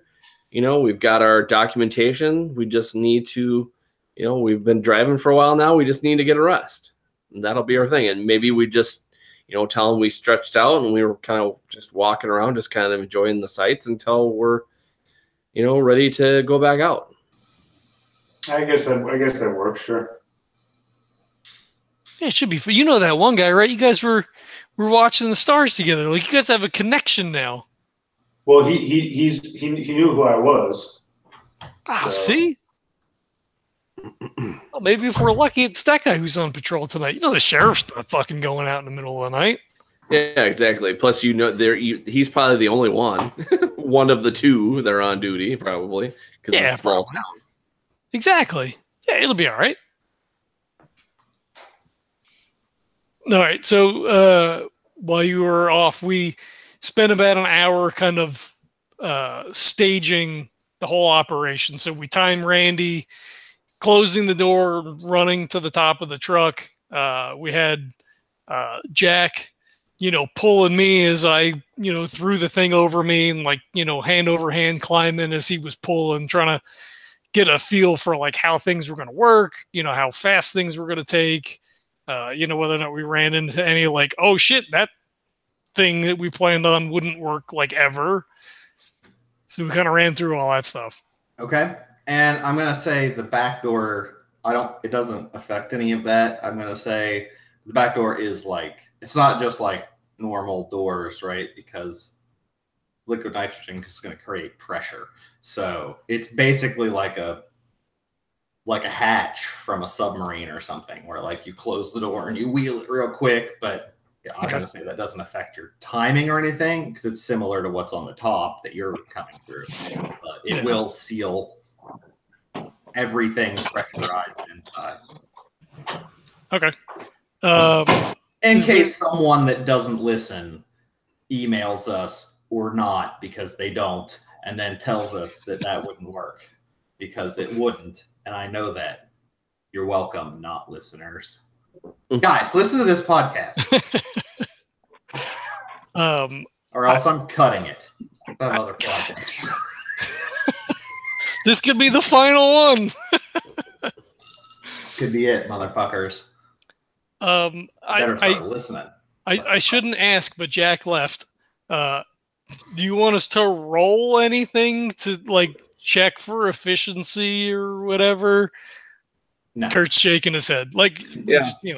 No, Johnny, right now it's not really. Does it work? It all works. I'm not going to throw some magical wrench into the plan as far as equipment goes.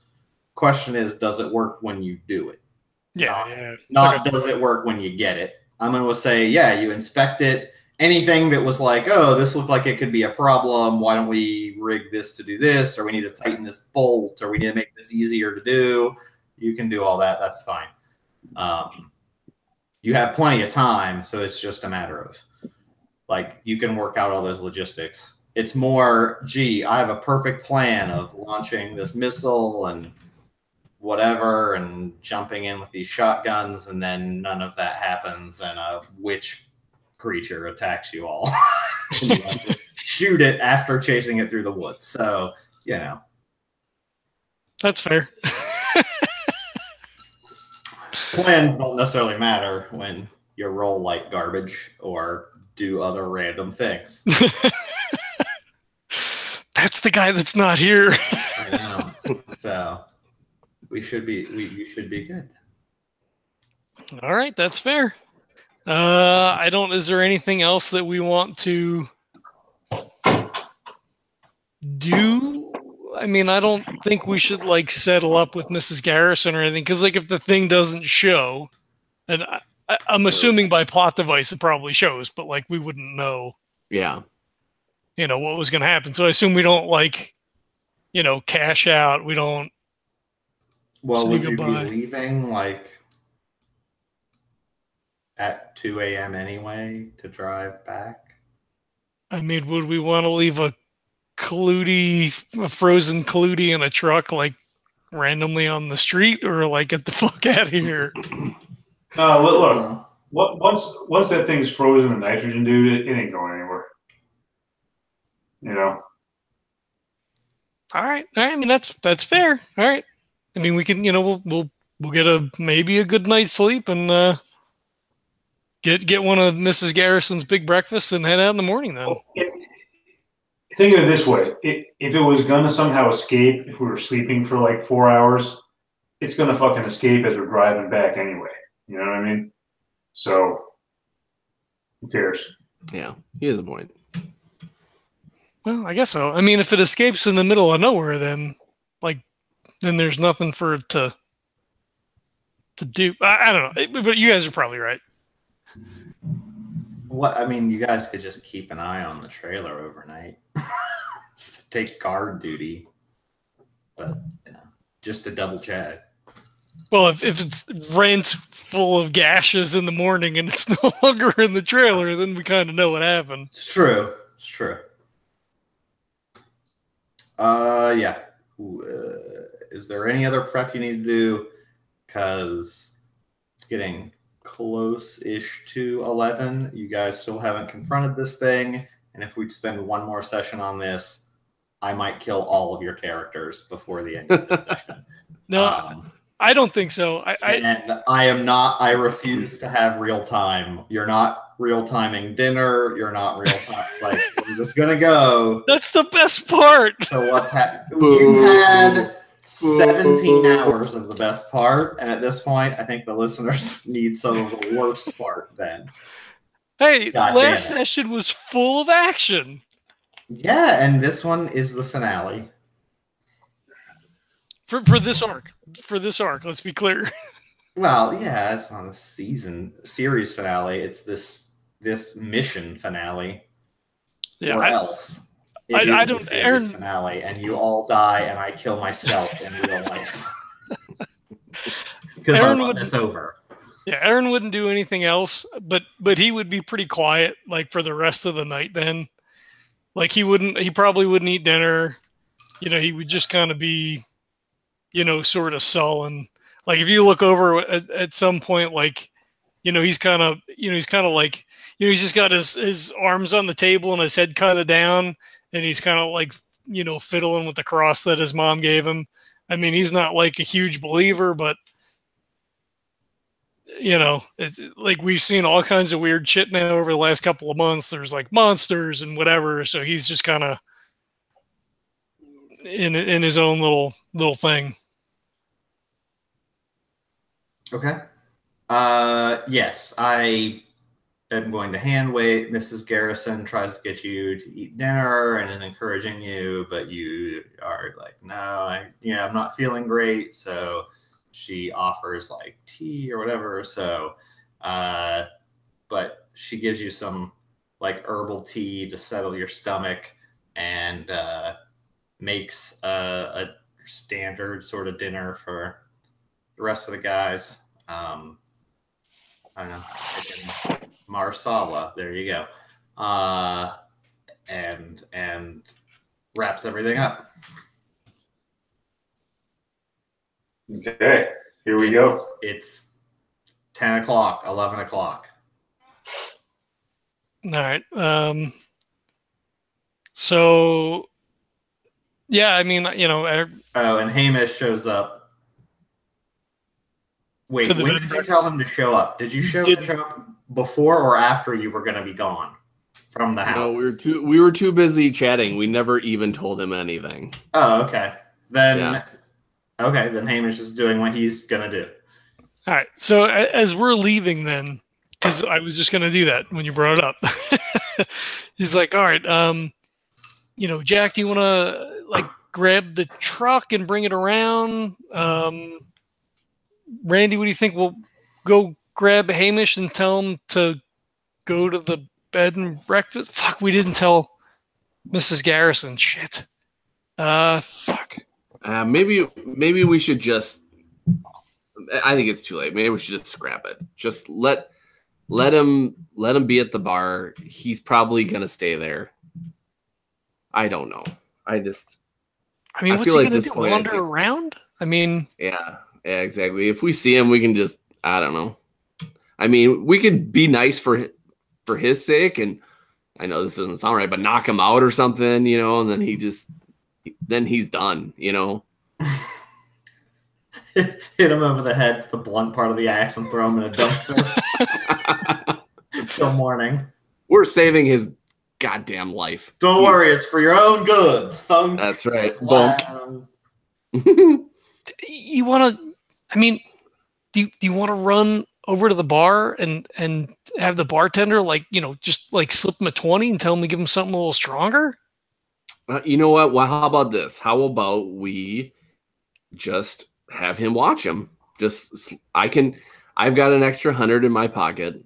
I mean, you know, we have our funds, you know. I'll just pay him to watch him for a while and just be like, hey, you know, we want him to be here tonight because we feel like he's not stable. I'm sure he'll believe that because it's the truth. Yeah, maybe ask him like tell him if he gets up to leave to like ask him the story about when he was in fucking Korea or whatever. Like that'll get him going. Yeah, there you go. There you go.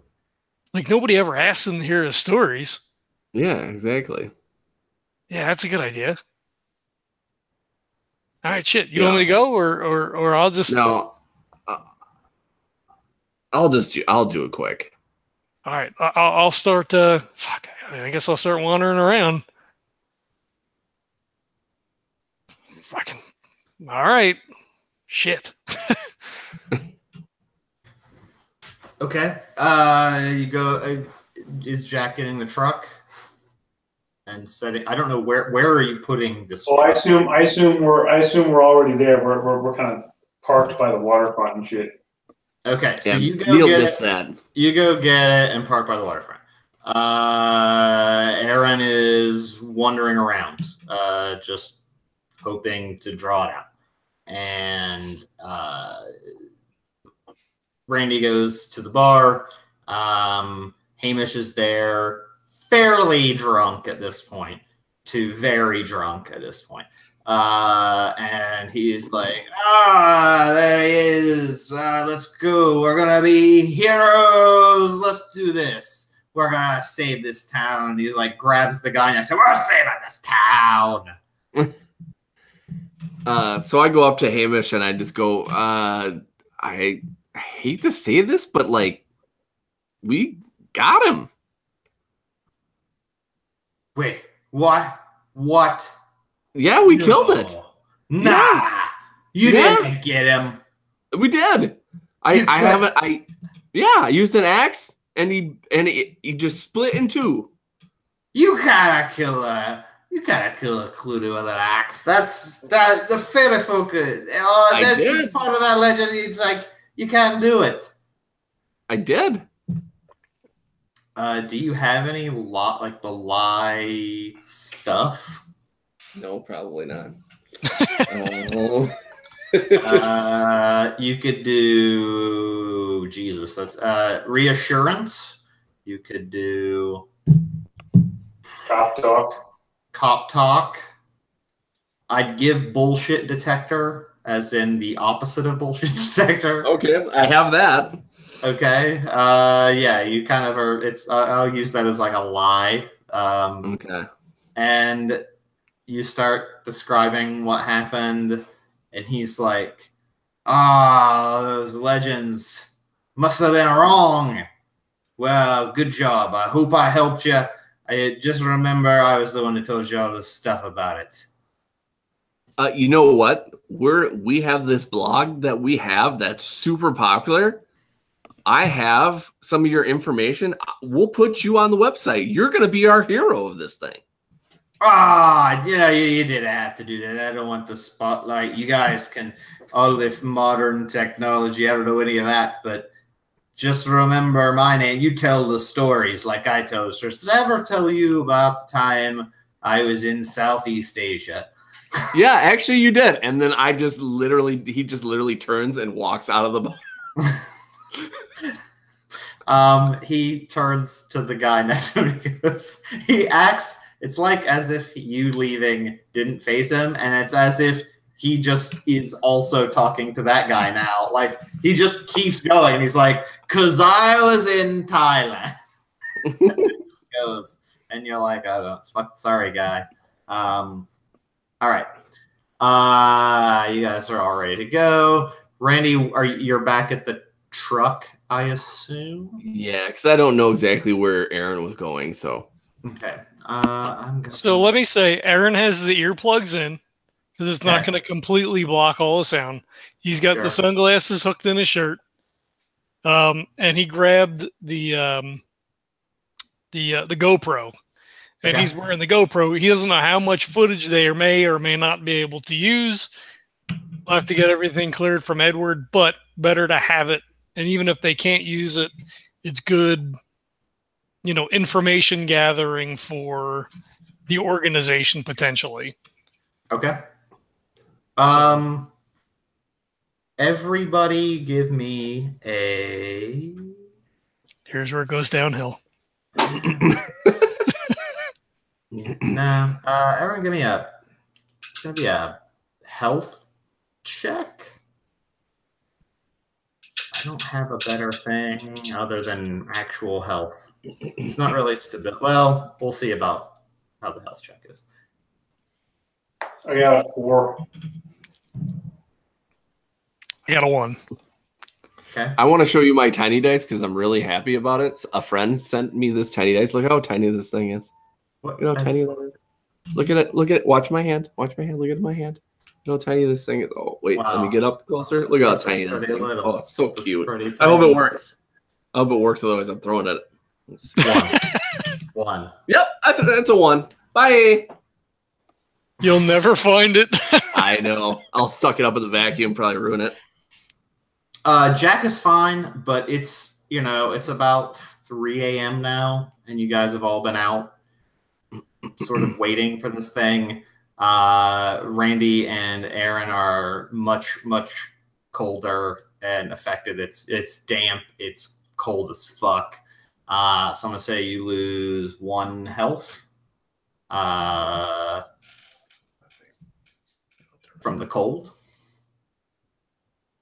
And then give me a stability check on top of it. Fuck, I rolled another 1. I am going to die in the truck. Take a better dice.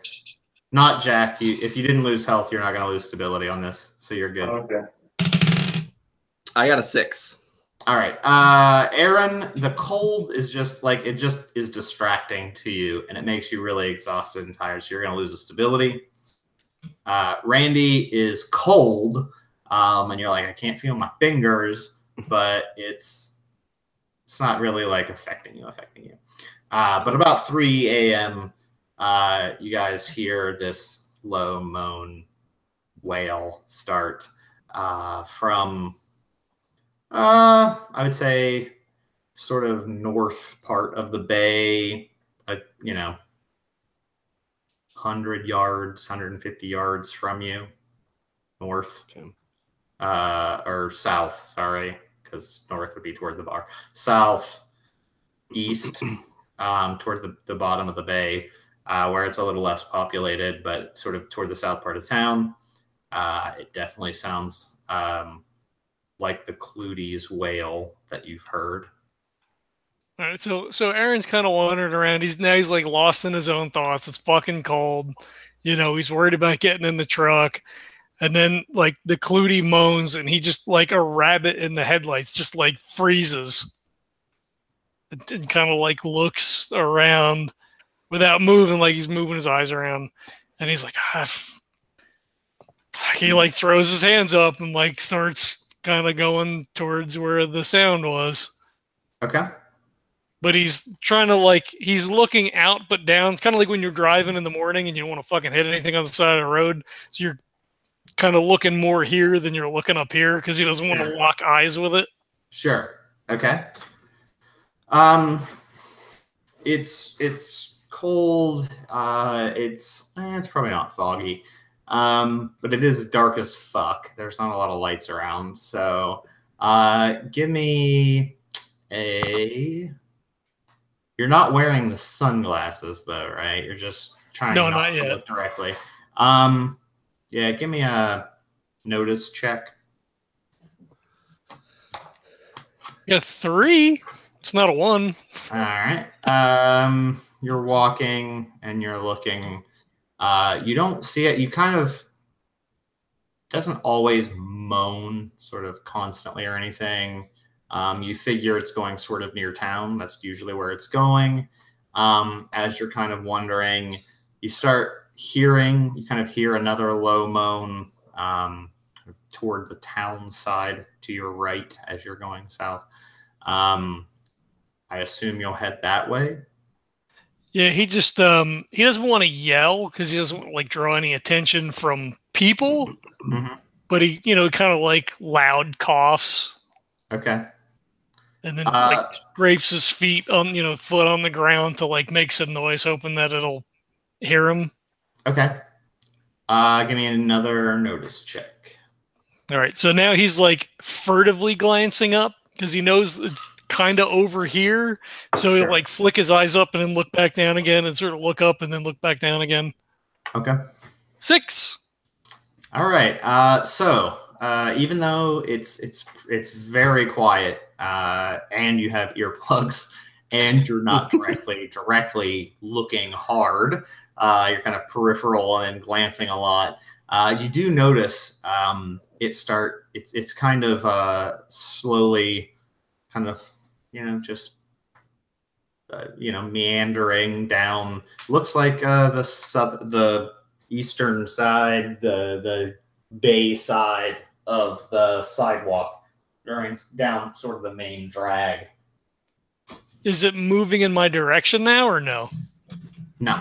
It's kind of walking. You see it kind of like slowly shamble and like it's just going down the street.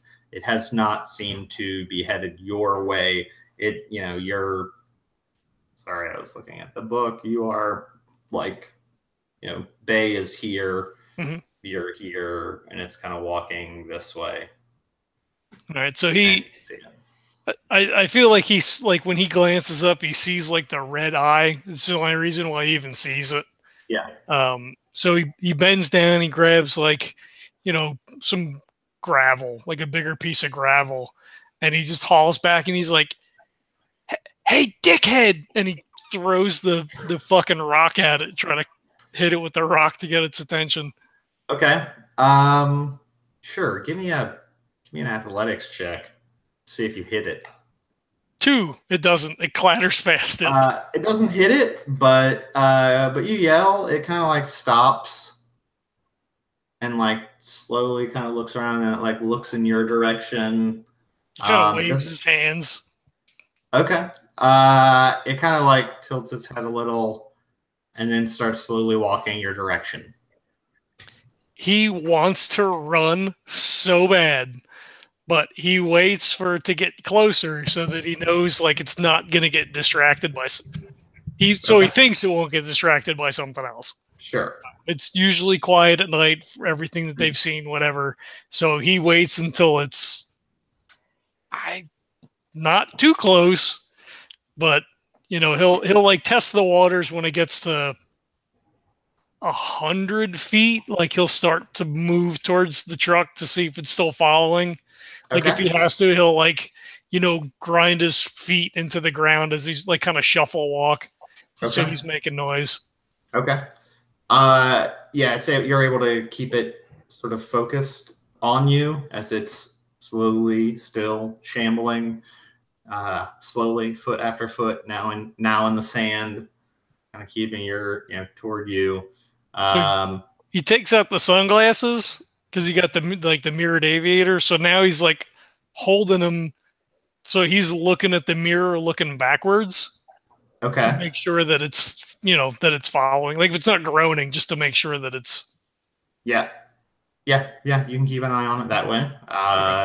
Keep going. You draw it in, and you make it to pretty close to the truck. You're within, 50 feet of the truck.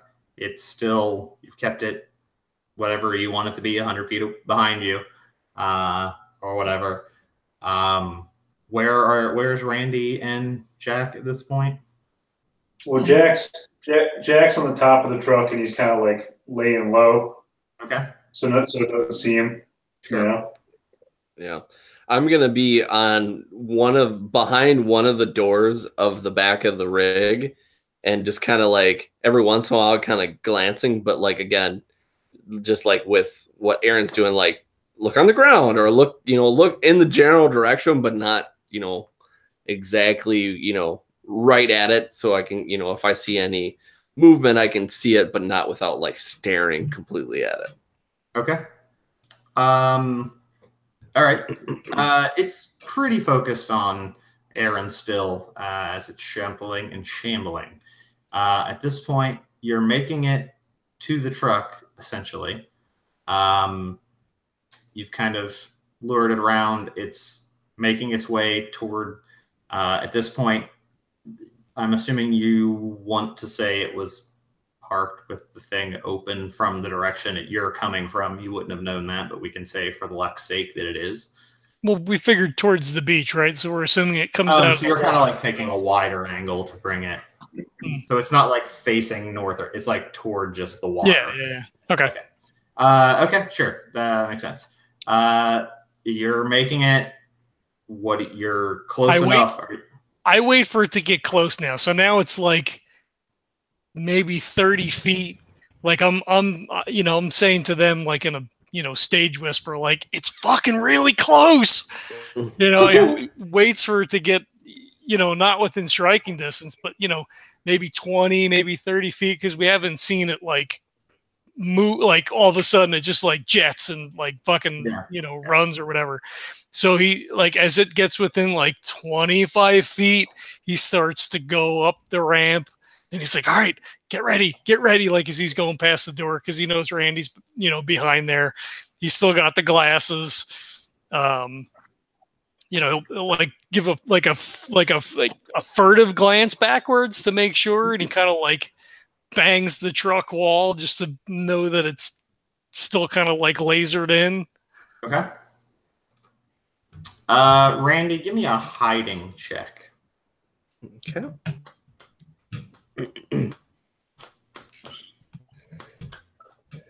And you can spend if you want to spend. I don't know if you have hiding. I don't think I do. Nope. Okay. A 2. Apparently it was good enough because it walks right on by while you're hiding behind the door. And it's walking in. It's in the very back of the truck now. At this point, I guess we need initiative, I assume, at this point, because it's going to be dependent on who's moving fastest. I'm switching to the dice tower. Fuck all this friggin' tray. I need more randomization. Give me a D6 to get initiative. 6. I love this tray. Where's it from? Let's get a sponsor. I bought it from somebody's collection. It's a no name. Gotcha. It's not our previous sponsor. Gotcha. I need a D6, guys. Roll. From each of you guys, too. Each of you. 6. Jesus. Oh, you guys are putting pressure on me. It's a beer frame. Roll a third 6. 5. Okay. Not bad. I'm going to go tie goes to the players, but it got a 6. So Ooh. Randy and Erin go first, and it's your choice. Like, you can decide between the two of you who goes first. Well, I think I would go first because I'm the one that's got to be closing this shit behind them. Yep. Okay. So first this is something we never talked about, but I'd have to get the ramp off first before I close the doors, but it shouldn't be a problem because it just most of the time I work in retail, so I know what the fuck this is. So usually they have a nice little thing that just kind of clips into a little hole. So all I have to do is basically just barely lift that off and then close the doors. So yep. Okay.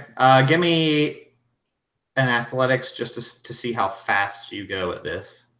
Okay. So there's no failing. It's just how fast I go. Well, the ramp should technically be underneath the door, right? Like, I don't think you'd have to do the ramp first. Not usually. Usually with trucks and stuff like that, usually the places that they go to, they have like hydraulic, like actual ramps themselves. But like usually you can put on like a nice like metal ramp that just kind of clips on and then you can clip it off. So Gotcha. Yeah, so I won't spend anything for this. I'll just roll it normal and see how fast I go. Okay. I hate your look. Now I want to do it. Let's see. Do I want to spend? I'm not saying whether there's a pass fail to it, but speed does matter. Yes, it does. All right, I'll spend 1 because I still like even though I'm getting better. That is a 7. Okay. Randy, used to work retail, so he knows. Like before he was doing his IT shit, he fucking unloaded trucks on inventory day, and just it's like he's like an engineer over there. He's just like shuts the door, seals it up. You hear the wheel turning and slang, metal clank. Erin's now pretty much in a pitch black with some light coming through a tiny through a manhole size hole above him at the back of the truck. Erin runs for the rope and throws it over his head and pulls his arms through and starts to climb. Okay, give me an athletics check. I will spend 2. Which gives me 5. Okay. This is going to be an opposed for the moment against the clootie to see if it makes it to you while you're climbing. Climbing and walking are significantly different speeds. Yeah, for sure. It fails, so you start climbing, and it is not to you yet. Erin is screaming, "Pull me up! Pull me up!" You're making progress, but it's like a little disoriented. It kind of takes a second to be like to the door behind it slamming, and then it like comes back and goes after Erin, but Erin's starting to already pull himself up, so it hasn't made it quite to him. Although, yeah, all you see now are the eyes like glowing. You can't even see its body; it's so dark. And then it would be Jack's turn to do an athletics to see if depending on what you're doing. I don't know if you're doing athletics to pull him up or if you're hitting. No, I've got what we trained is, I've got it over my shoulder and I'm just fucking hauling ass like forwards, like to fucking pull him. You know what I mean? Okay. Because I'm not gonna sit there and like try and do this shit, Like, yeah. So. Okay. Give me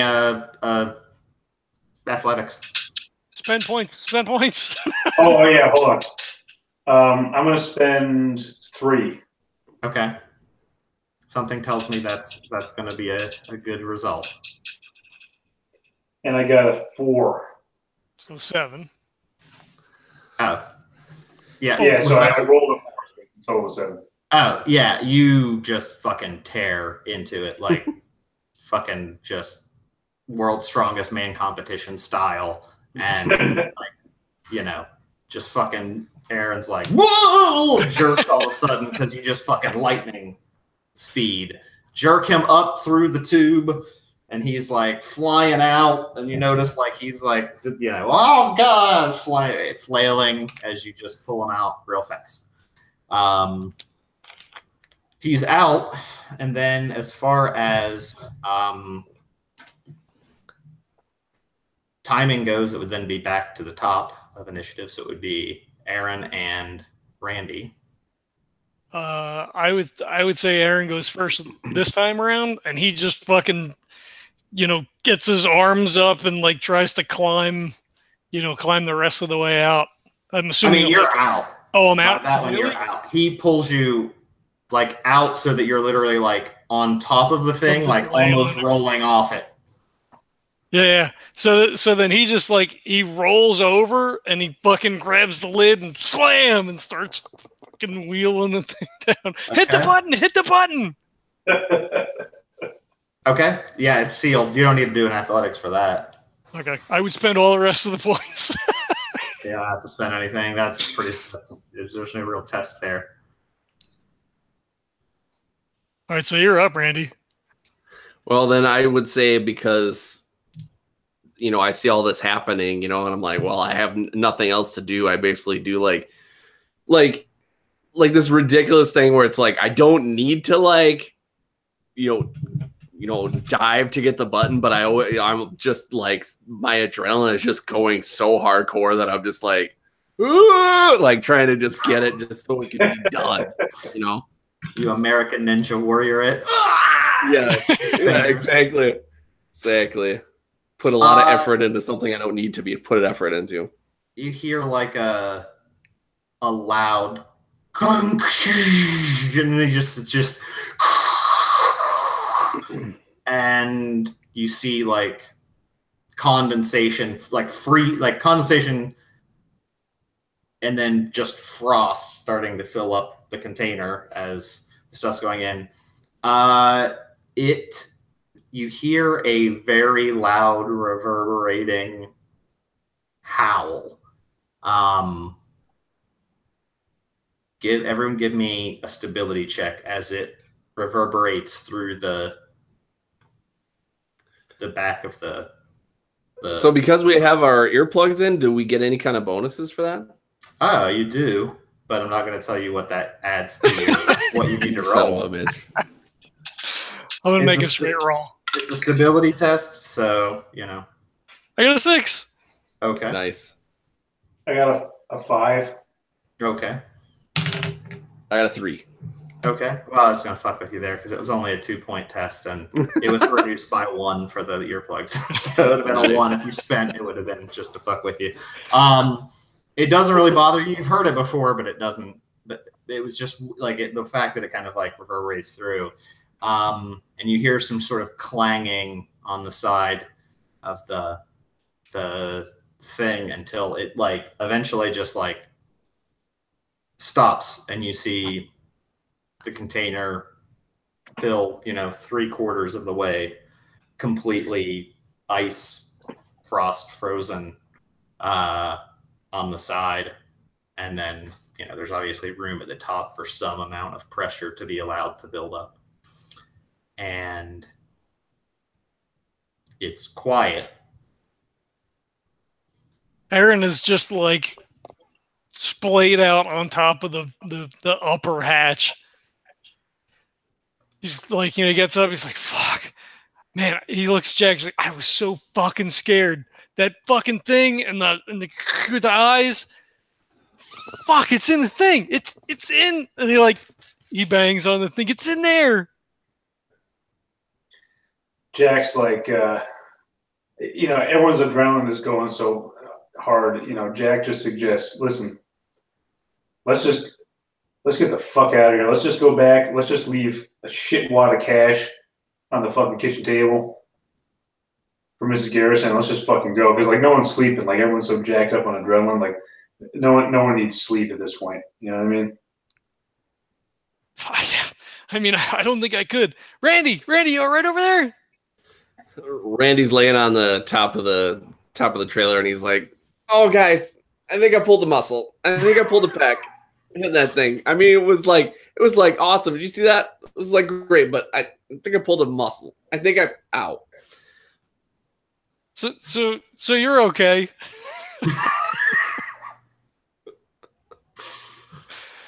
And then even though he probably shouldn't do this, he just screams. He's like, "We did it!" It's just really loud.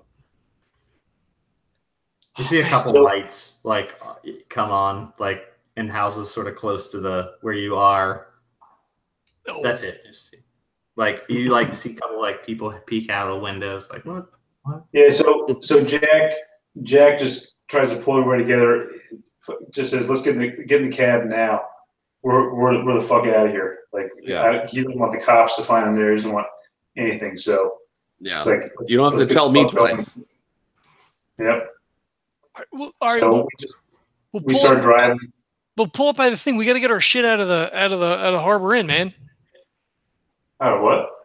Out of the bed and breakfast.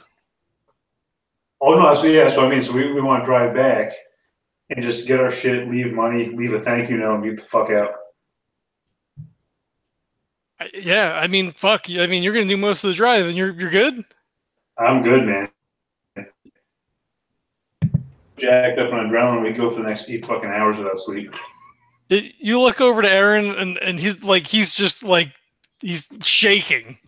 He's so fucking there's just so much adrenaline. He can't even. His knees are bouncing. His fucking hands are shaking. He's So I grab my shoulders, just kind of shaking like this, Yeah. Yeah. Fuck. Yeah. Ooh, man. Fucking. He does the thing with his hands for the eyes. He's yeah. Fuck. Do you guys still have stability loss, by the way, that was accumulated?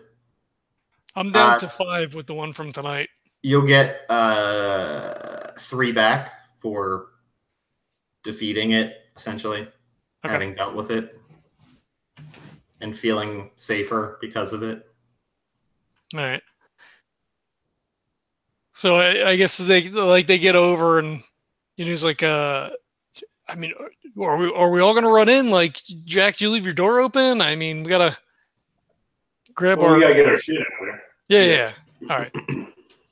But we should go in quiet. It's like 3 in the morning, so we should go in quietly. Yeah, for sure. You know, because we just want to leave. You know, we just want to put like a wad of fucking cash, like wherever we owe, we want to add like a fucking third or something. Just get the fuck out of there. You know. Yeah, like Erin pulls his wallet out and like fucking drops it, and then picks it up again, and he's like, "Look, I was gonna leave her. I was gonna leave her $1,000 anyway, right? Because she's like a really nice lady, and whatever. So like we'll use the company card to pay for the room. Like we can't. How are we gonna fucking swipe? I mean, she's not fucking. Ugh. No, don't we have a whole shitload of cash? I think we established earlier that like I had $1,000 that I brought, like that I normally take when we go out from the drug money that we kept. So just leave that. All right. Yeah, that's fine. It's fine. Whatever. Sure. Okay. Yeah. I mean, yeah, it's enough to cover it. You're in there a couple days. It's out of the middle of nowhere. It's not that expensive. It's a really great tip. If she doesn't wake up, if you guys are trying to be quiet to get your stuff, leave the cash in a note, and you get out of Dodge. Okay, fair. Yeah. All right. Unless you're doing something crazy, if you are driving back to report back to headquarters, you make it through the border. The border agents give you a little bit of a hard time because it's a weird setup and it's restricted, right? Because it's liquid nitrogen and blah, blah, blah, blah, blah, and the tonnage. But you have all this paperwork in the glove box that came with it that I also got I have copped off. Okay. So you can basically, you're like, look, we have all these papers. Edward, they made sure you had all the like permits and all that. So you talk your way, they explain it, and they're like, got it. Yeah. What? Sounds great. Looks like you guys got it under control. Have a good day. You're also going back into America, so they don't give a fuck. I guess it's American agents at that point. The Canadians don't search you on the way out. It's the Americans. But they're like, yeah, okay. You make it back. Drop it off at the depot. Wasn't it like a 3-day trip? Yes. Yeah, it's not close. No, it's like a 3-day drive. Yeah. Yeah, but unless you're doing something, I mean, unless you want to be doing something specifically on the way back. You drive nothing back happens. And drop. Nothing specific happens. You drop it off at the depot. I assume, go back. I'm trying to hurry it up so that we're done closest to 11. I assume you go to the diner for a debrief. Yeah. I mean, I guess it depends on what time you of the day sleep you get on back the and all that kind of way. stuff. Yeah. Like you sleep on the way. Obviously, you have rooms at the hotel in the sort of the HQ town. There is you have kind of permanent rooms at the hotel when you want them, but Edward also seems to show up at any time when you want or need to talk to him. So you could ask for him at any time of day. I don't know. I'll say you guys get in, drop it off at the depot. By the time you get everything done, let's say it's like 6 a.m. And the guy at the depot's like, we were told to hold, like, obviously you guys work there and it's a front. So he's like, well, yeah, we're going to hold for, a special containment unit as soon as we figure out what that is. So, you guys can report back to Edward. He's, he'll take a debrief as soon as you. Now, have we told Edward that we're actually bringing this fucking thing back or no? I assume so when we asked for the setup for the truck, right? Like that was the I intention. assume you told him what you were going to do. You didn't, as far as I know, unless you can retcon it since we were hand waving a lot of it, but you could have told him like we got it and we're on our way back, but you don't have to have. Yeah, I mean, I guess point, at some he'll point know. over 3 days, we would have been like, mission accomplished. Well, he. Honestly, I'd want to just surprise the motherfucker. Well, it's not like we could call him because the tech doesn't work. So we would have had to have mailed a postcard on the way home. Yeah. Which we could have. I mean, I assume we would have stopped to eat somewhere. We had stopped to get gas. I mean, did you drive all the way or did you stop to sleep or did you just drive it the whole way and like take turns?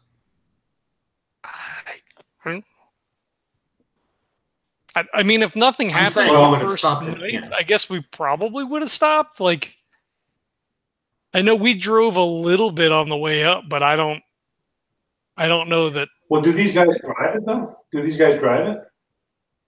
I think you let us drive, or I think Erin drove at least a little bit, like through town before we left. I think so. Yeah, I think on the way up, I think let you guys drive. they're capable of it. I'm not sure they want to, Furiosa it or anything, but you could probably drive Well, it. okay, so let's just say we took shifts. Yes, we just kind of went the whole way. Okay. So yeah, you get it in early, late/early, whichever you want to call it. When you do get back, if you haven't told Edward, then I guess that would change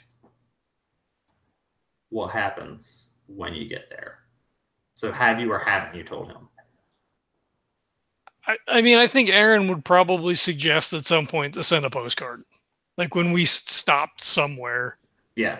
As long as anywhere that there's a mailbox, you could drop off a postcard. If you've done that, then yes, they're like, okay, well, we have a containment unit that we're working on, and we'll figure it out from here. You guys are, until we need you next time. Debrief with Edward when you, feel up to it, and we'll see you, next time. Right, so as they're leaving, Erin's like, you guys want to go? You want to go now? We go to the diner, get something to eat, right? I mean, looks at his watch or looks at his phone. It's like, I mean, it is breakfast time. Yeah, dude, I could use a Monte Cristo sandwich. Sounds good to me. I'm always in for food. All right, cool. Yeah, we'll let him know what's up, and then I think we deserve a vacation. Fuck yeah. For sure. All right, so they head over to Ghost Town. Okay. You go to the town. And I was pretty sure I named it at one point, but that's in my notes that I didn't open this time. Anyway, you go to the diner. Sorry, let me open it up because the waitress's name is in that too. Oh, I'd have to flip for it. Darlene. Darlene, same waitress as always. It's like, welcome back, boys. It's been a long time no see. I take it everything went well. As good as can be expected, I suppose. Well, it's better than the worst that could be expected, I guess. But I'm guessing you guys are going to want some food? Yes, please. She already brought coffee with her and is filling cups. She takes your orders, sends them into the cook. She comes over, chit-chats a little bit. Food comes up pretty quickly. She brings it out. It looks amazing, as always. This is the best diner food of diner foods. Partway through the meal, you hear ding ding as the door opens, and Edward shows up. He walks over. His suit is crisp. He's wearing the hat, you know, total 50s style business guy attire. He's like, well, welcome back, boys. Good to see your faces. Hey, boss. Yeah, this was a fun one. Yeah, it sounds like it. You've given us quite a bit of a challenge to deal with the cargo you returned. You mind if I have a seat? Of course. He sits down, kind of like waves, and Darlene brings over coffee, and he takes a sip. He's like, that's some good coffee. Anyway, so yeah, I would call this an unconventional win, but hey, that's why we asked you to join us, because you're not the conventional agents. Most of the folks probably would have just deserted the town and we would have been done with this. But now we've got this whole thing to study. I'm not exactly sure how we're going to do that yet, but our scientists are working on it. I'm sure we'll figure out a way to gain some interesting information, particularly from such a legendary being. Apparently it's quite old. Fascinating, really. So I want to commend you on your work. It's kudos there. Thanks. I mean, it didn't seem like a great plan to just make everybody leave. I mean, you know, some of those people have been there for a long time. It seemed, we should at least try to do something. Well, it's better than dying, and it's pretty quick. Doesn't require a lot of resources to make something up, so I'd say most of our agents would have just said, it's better to get him out of there than die. But hey, if you wanted to risk your life to capture that thing in a truck, then so be it. I was gonna, we could have always just used that as some kind of excuse for a chemical leak if something happened to you. So really our bases were covered and it worked out for the best. So I guess I have you guys to thank. Erin kind of like sits back in the seat like, oh, great. Like if I would have died, it just would have been an excuse. He doesn't say anything, but he's just like, oh. He's like, I didn't mean it that way. But, it wouldn't have hurt. But, yeah, so seems like maybe you guys could use a little bit of a rest. Don't like to send our agents out over and over too often. But, after that, I think the next mission might be a bit of a happy reward. If you're interested in learning more. Well, like Cancun or something? Like a vacation? Well, I mean, you said mission, but let's say, okay, well, Cancun, maybe, what's the opposite of Cancun? I was thinking more Swiss Alps. Huh. And this one will be a little different for you. I'm afraid we can't have you go as the Ghost Chasers. You're more than welcome to take video and get what you need. But we're going to need you to have alternate identities for this particular location. Erin puts up his hand. He pulls out a business card and he goes, it's the Ghostfacers. And he just slides it across the table.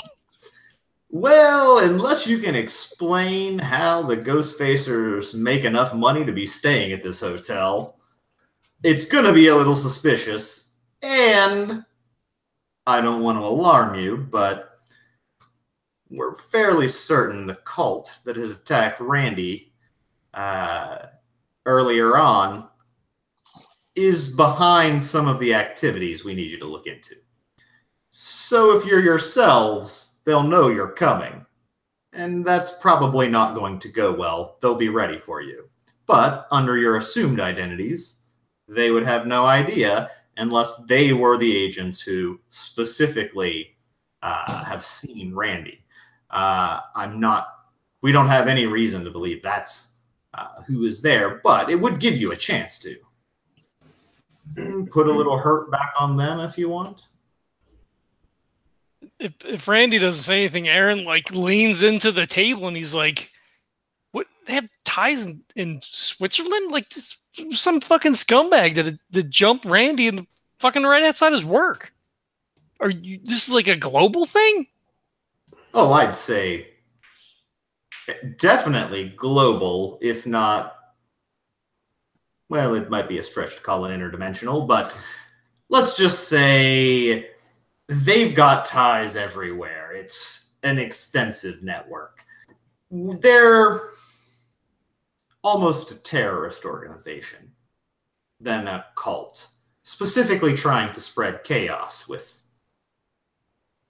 interactions with the types of entities that you've been dealing with for us. So let's just say, yes, their reach is broad.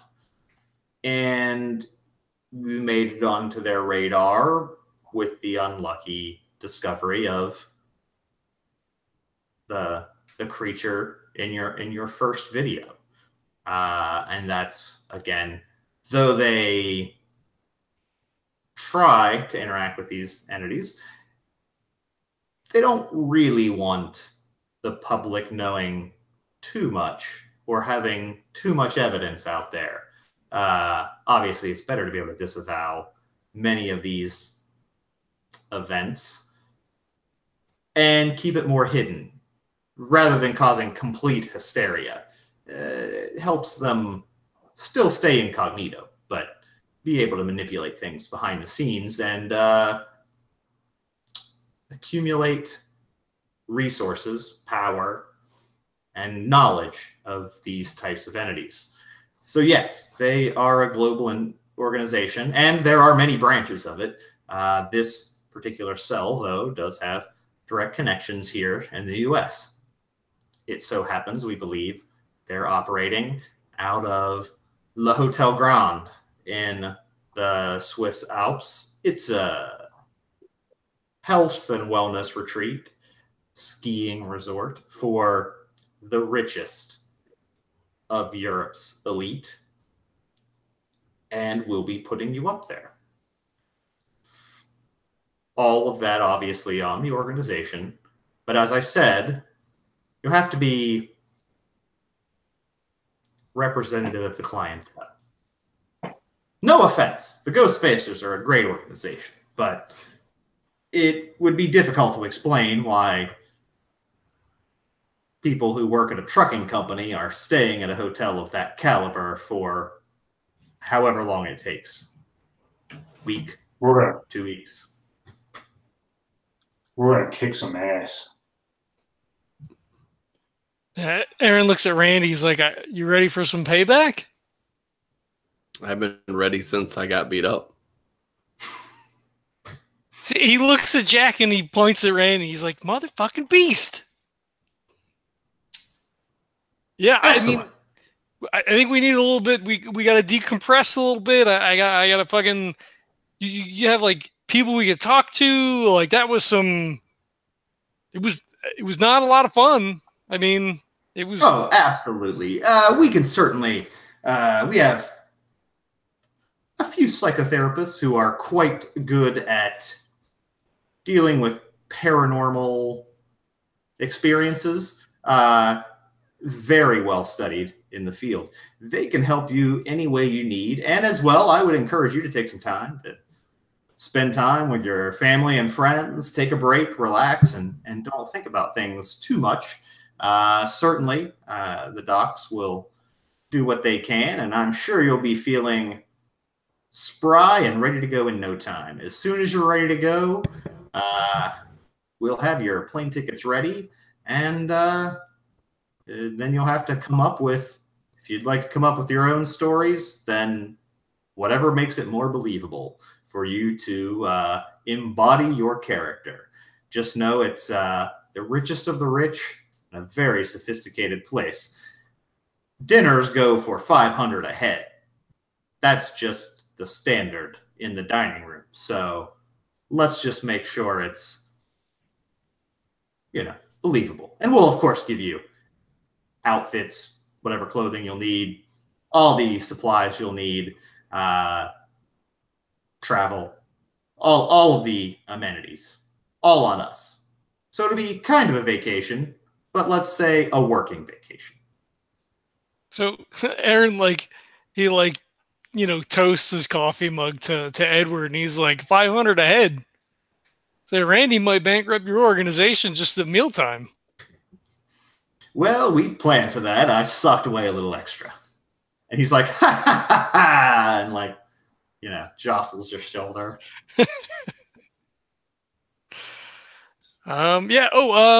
Speaking of video, Aaron pulls out like a memory card. I know you have to review things. We did take some video while we were gone. I don't know how much we'll be able to use, if any, but because if you have your techs look at stuff, or I don't know if you look at stuff. Absolutely. I'll have the tech team review this and get back to you with what we believe to be acceptable edited clips. You can use whatever of that you wish, and I'll try to make sure that there's a few extra bonus spicy parts in there so that you get something out of it, because I will say not many agents are able to bring the entities back. Well, who knows if it's alive and kicking still, but at least it's intact. So that's fairly impressive on its own. So we'll make sure you're well compensated with your footage to be on just the normal pay. So I think your viewers will be happy. So he reaches over and he slaps at Randy. He's like, so is this like an Indiana Jones scenario where there's just a warehouse full of artifacts and creatures and shit then? That's classified. Fuck. He throws his hand up, shakes his head. All right. I mean, maybe if you're in my position one day, you'll have access to that type of information. But until then, let's just say that creature will go away, and we'll try to learn as much as we can about it. Were you ever on this side of the table? Well, man has to keep some mystery about himself as well. But, I've been known to get my hands dirty. And he stands up, puts his cap on.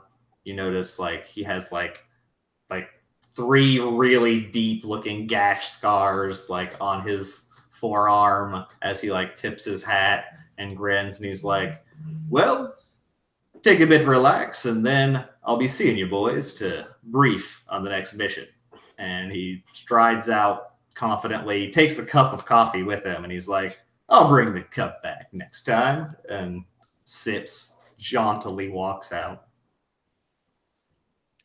So he says to the other two, he doesn't like personal questions all that much. See that? He got up and walked right the fuck out. We're in the middle of a conversation. Assholes usually don't. Aaron shrugs. You're like, eh. You seem to really have an eye for him. Well, I mean, they're just trying to grease the skids, right? I mean, you got to work for the fucking guy. Oh, is that what we're calling it now? Cool. Come on, man. We've been through this. You know what we were signing up for, kind of, sort of, right? I mean, I know. Can we just get somebody else that actually knows our fucking name? Ghostfacers, not the Ghost Chasers. That did kind of bug me. I'm not gonna lie. Yeah. I didn't want to say anything because I don't want to talk to that asshole. Yeah. Lennon, I think you need to challenge him to an arm wrestling match, kind of over the top. There you go. Damn right. Over the top. That's right. For custody of the clootie. I flip a switch and then I get the clootie. Cool. Yep. Turn that hat backwards. Go over the top. You've won it. Right. Yep. He's done.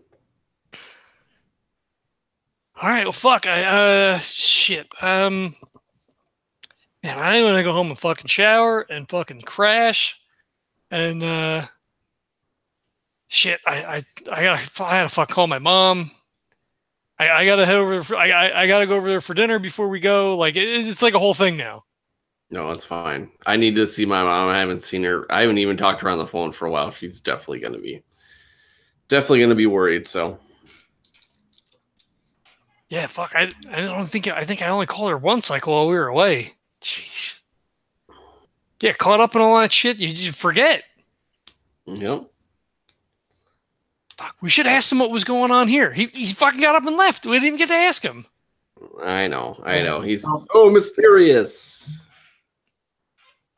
Like, I mean, Don't I worry, guess. don't worry about it. Listen, we're getting paid vacation here. Let's regroup in like 2 weeks. Fuck it. Yeah. I'm having surf and turf every fucking night. Or whatever the fuck the Swiss make that equates to that. I mean, all their Swedish meatballs. They are good. All of them. That's true. Yeah, I mean, shit. All right. Fuck. Do we want to plan something? Like, we want to go like get massages or some shit? Should we like all fucking go out together or something? I don't really want to get a couple of massages with you guys. It's kind of gay. I don't know. I mean, not to go to the forget, whatever. It's fine. I'm just saying I need to fucking de-stress. Like, I was in the thing and the fucking with the eyeballs and you were pulling me. Ugh. Well, how about this? How about we take a couple of days for ourselves because we need it, and then in about 2 or 3 days time, we can text each other, and then we'll get together for a drink or something. All right, that's cool. That's cool. Hey, we watch a couple horror movies, and we have a couple beers. There you go. All right, that sounds good. Whew, fuck. It pours another cup of coffee. Like, all right, well, I guess till next time then, right? Yep. Till next time. All right. We'll fade out there and pick up probably with some of the rest activities or what happened during your break time. And then we're going to have hopefully the most epic mission yet, because there'll be a lot more interesting things to do in a giant hotel of rich people and a cult doing cult type things. So it's almost like a Cthulhu adventure. Sounds like more of an investigative kind of. Yeah, little more, and I have a lot more other. There's a lot of B story stuff that I can roll in, and I want to get some other interesting things. So there's definitely a lot more character generation on the NPC side that I already have ideas for that I think will be super fun. And it's going to be a pretty interesting, hopefully it'll be more of like a James Bond infiltrate, find out who's there to do stuff versus like there's a weird monster we need to fight. It'll be a lot less that and a little more who's the bad guy and how do we stop them once we know what they're doing, what are they doing and how do we stop it? So cool. More of that. It'll be fun. Sounds good. I'm ready to do some accents. Jack's going to the Mustang Ranch on his break. That's what's going on with Jack. So. Well, I don't think we have to RP that vignette.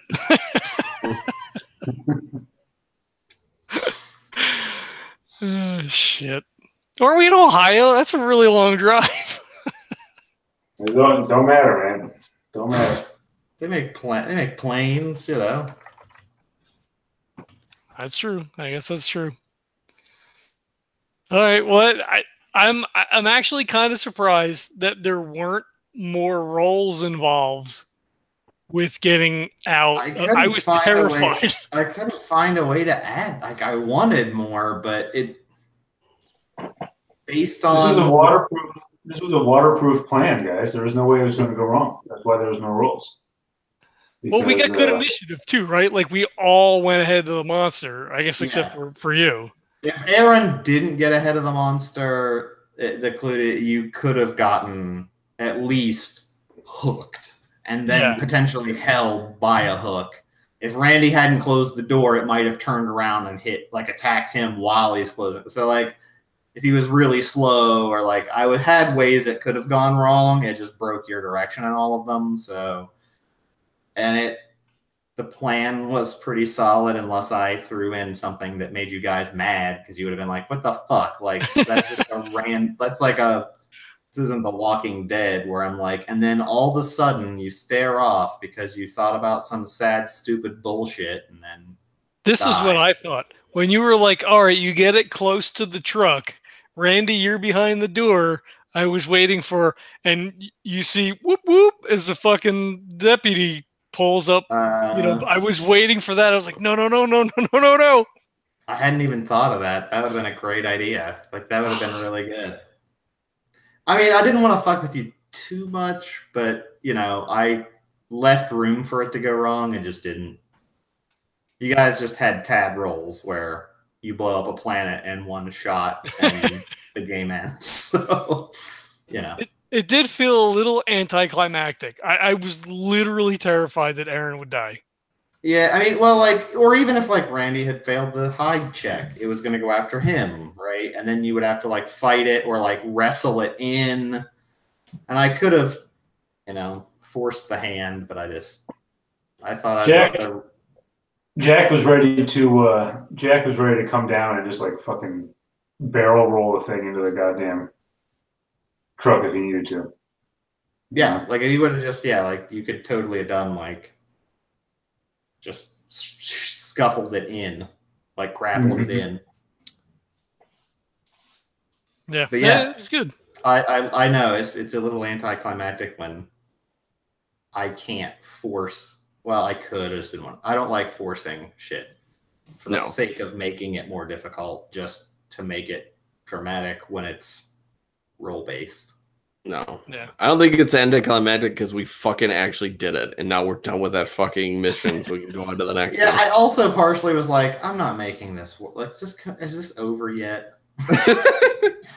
Well, like, so, the clootie missed, right? So, like, nobody could see your roll. So, like, it could have soul reaved me again. You could have made up some kind of damage if you wanted. Oh, it hits you for 3. Right? Because I would have been like, no. I could have. I mean, maybe I should have, but I'm already tired today in general, and I'm so tired of this town and that monster. So I was like, hey guys, it worked. And it was like it worked, and like you kind of got ripped apart previously from it. So that was like you were down pretty good from that. And I felt like this is a good way for it to be like, oh, look. Edward's like, fuck, I don't know why you guys tried to do that, but look, it worked great. So kudos, like you did it. I fucking never would have even tried that shit. I just would have gotten everyone out of there. But hey, you got the thing. Way to go.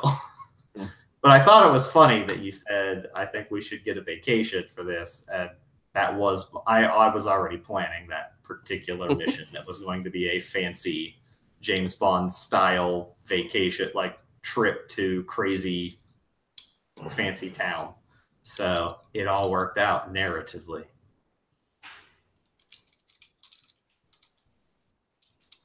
But yeah, thank God. Good. Yeah, we never have to worry about St. Mary's Harbor again. Except next mission after this one, it's going to go right back to another clootie. Oh, fuck. We learned so much this time. We'll be okay. Hamish is going to turn into a half man, half clootie and haunt you all. Hey, Erin's going to send that old lady a Christmas card every year from now on. She's very sad. Next time you talk to her, that you didn't say goodbye, even though you left her out. She's very sad. She liked you guys. Yeah, Erin was a little disappointed. He did want to say goodbye. Like the three of us, like the characters are, I think, all really good people at heart. So yeah, like that's why we did what we did and weren't like, fuck you people. See ya. Get out of town. Sometimes you gotta do what you gotta. You could have sacrificed Hamish. He's a drunk anyway. He could have been a hero. Who would have known? Nobody would have believed it. Yeah, I mean, but there are like for instance, like there is there's stuff that you said you were capturing that like doesn't prove anything at all, right? Like it was pitch black, so having like the red eyes coming towards you, that could easily have been faked, but it definitely looks cool. You have a GoPro on as you get pulled out, and then you like seal it, and then like there's the scream, and the scream definitely sounds cool. So like none of that proves anything. All of that could have been special effects or faked, or you could just. See, I figured we could use all that. So like a lot of that shit you can use, and then some of the like further footage or even like the yells, like there's like you could make it easily like a ghost hunter's narrative story about it without it being like that's definitely a supernatural creature.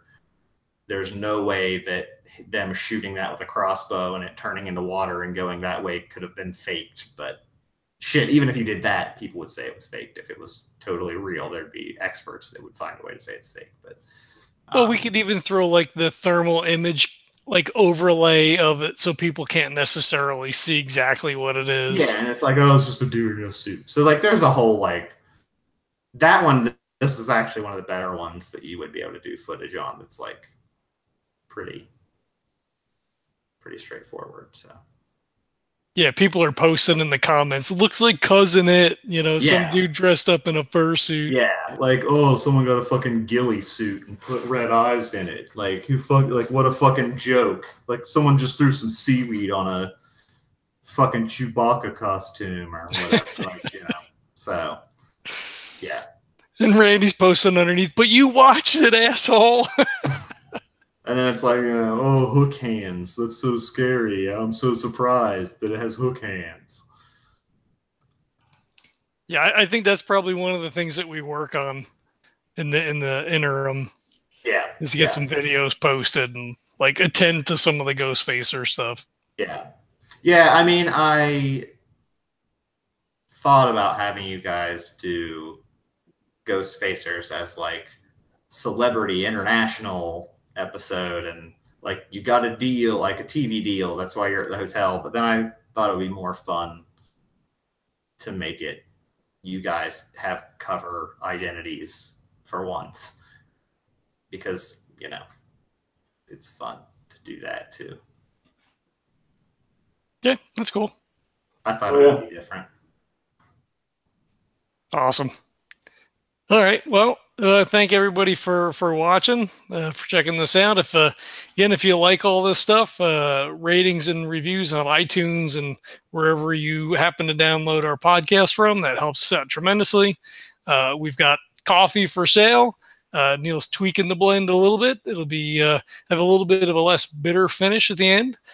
So if you are a coffee drinker, we hope you check that out. It's super good, and it's my drink of choice when I have coffee. Thanks for checking it out. We'll catch you next time.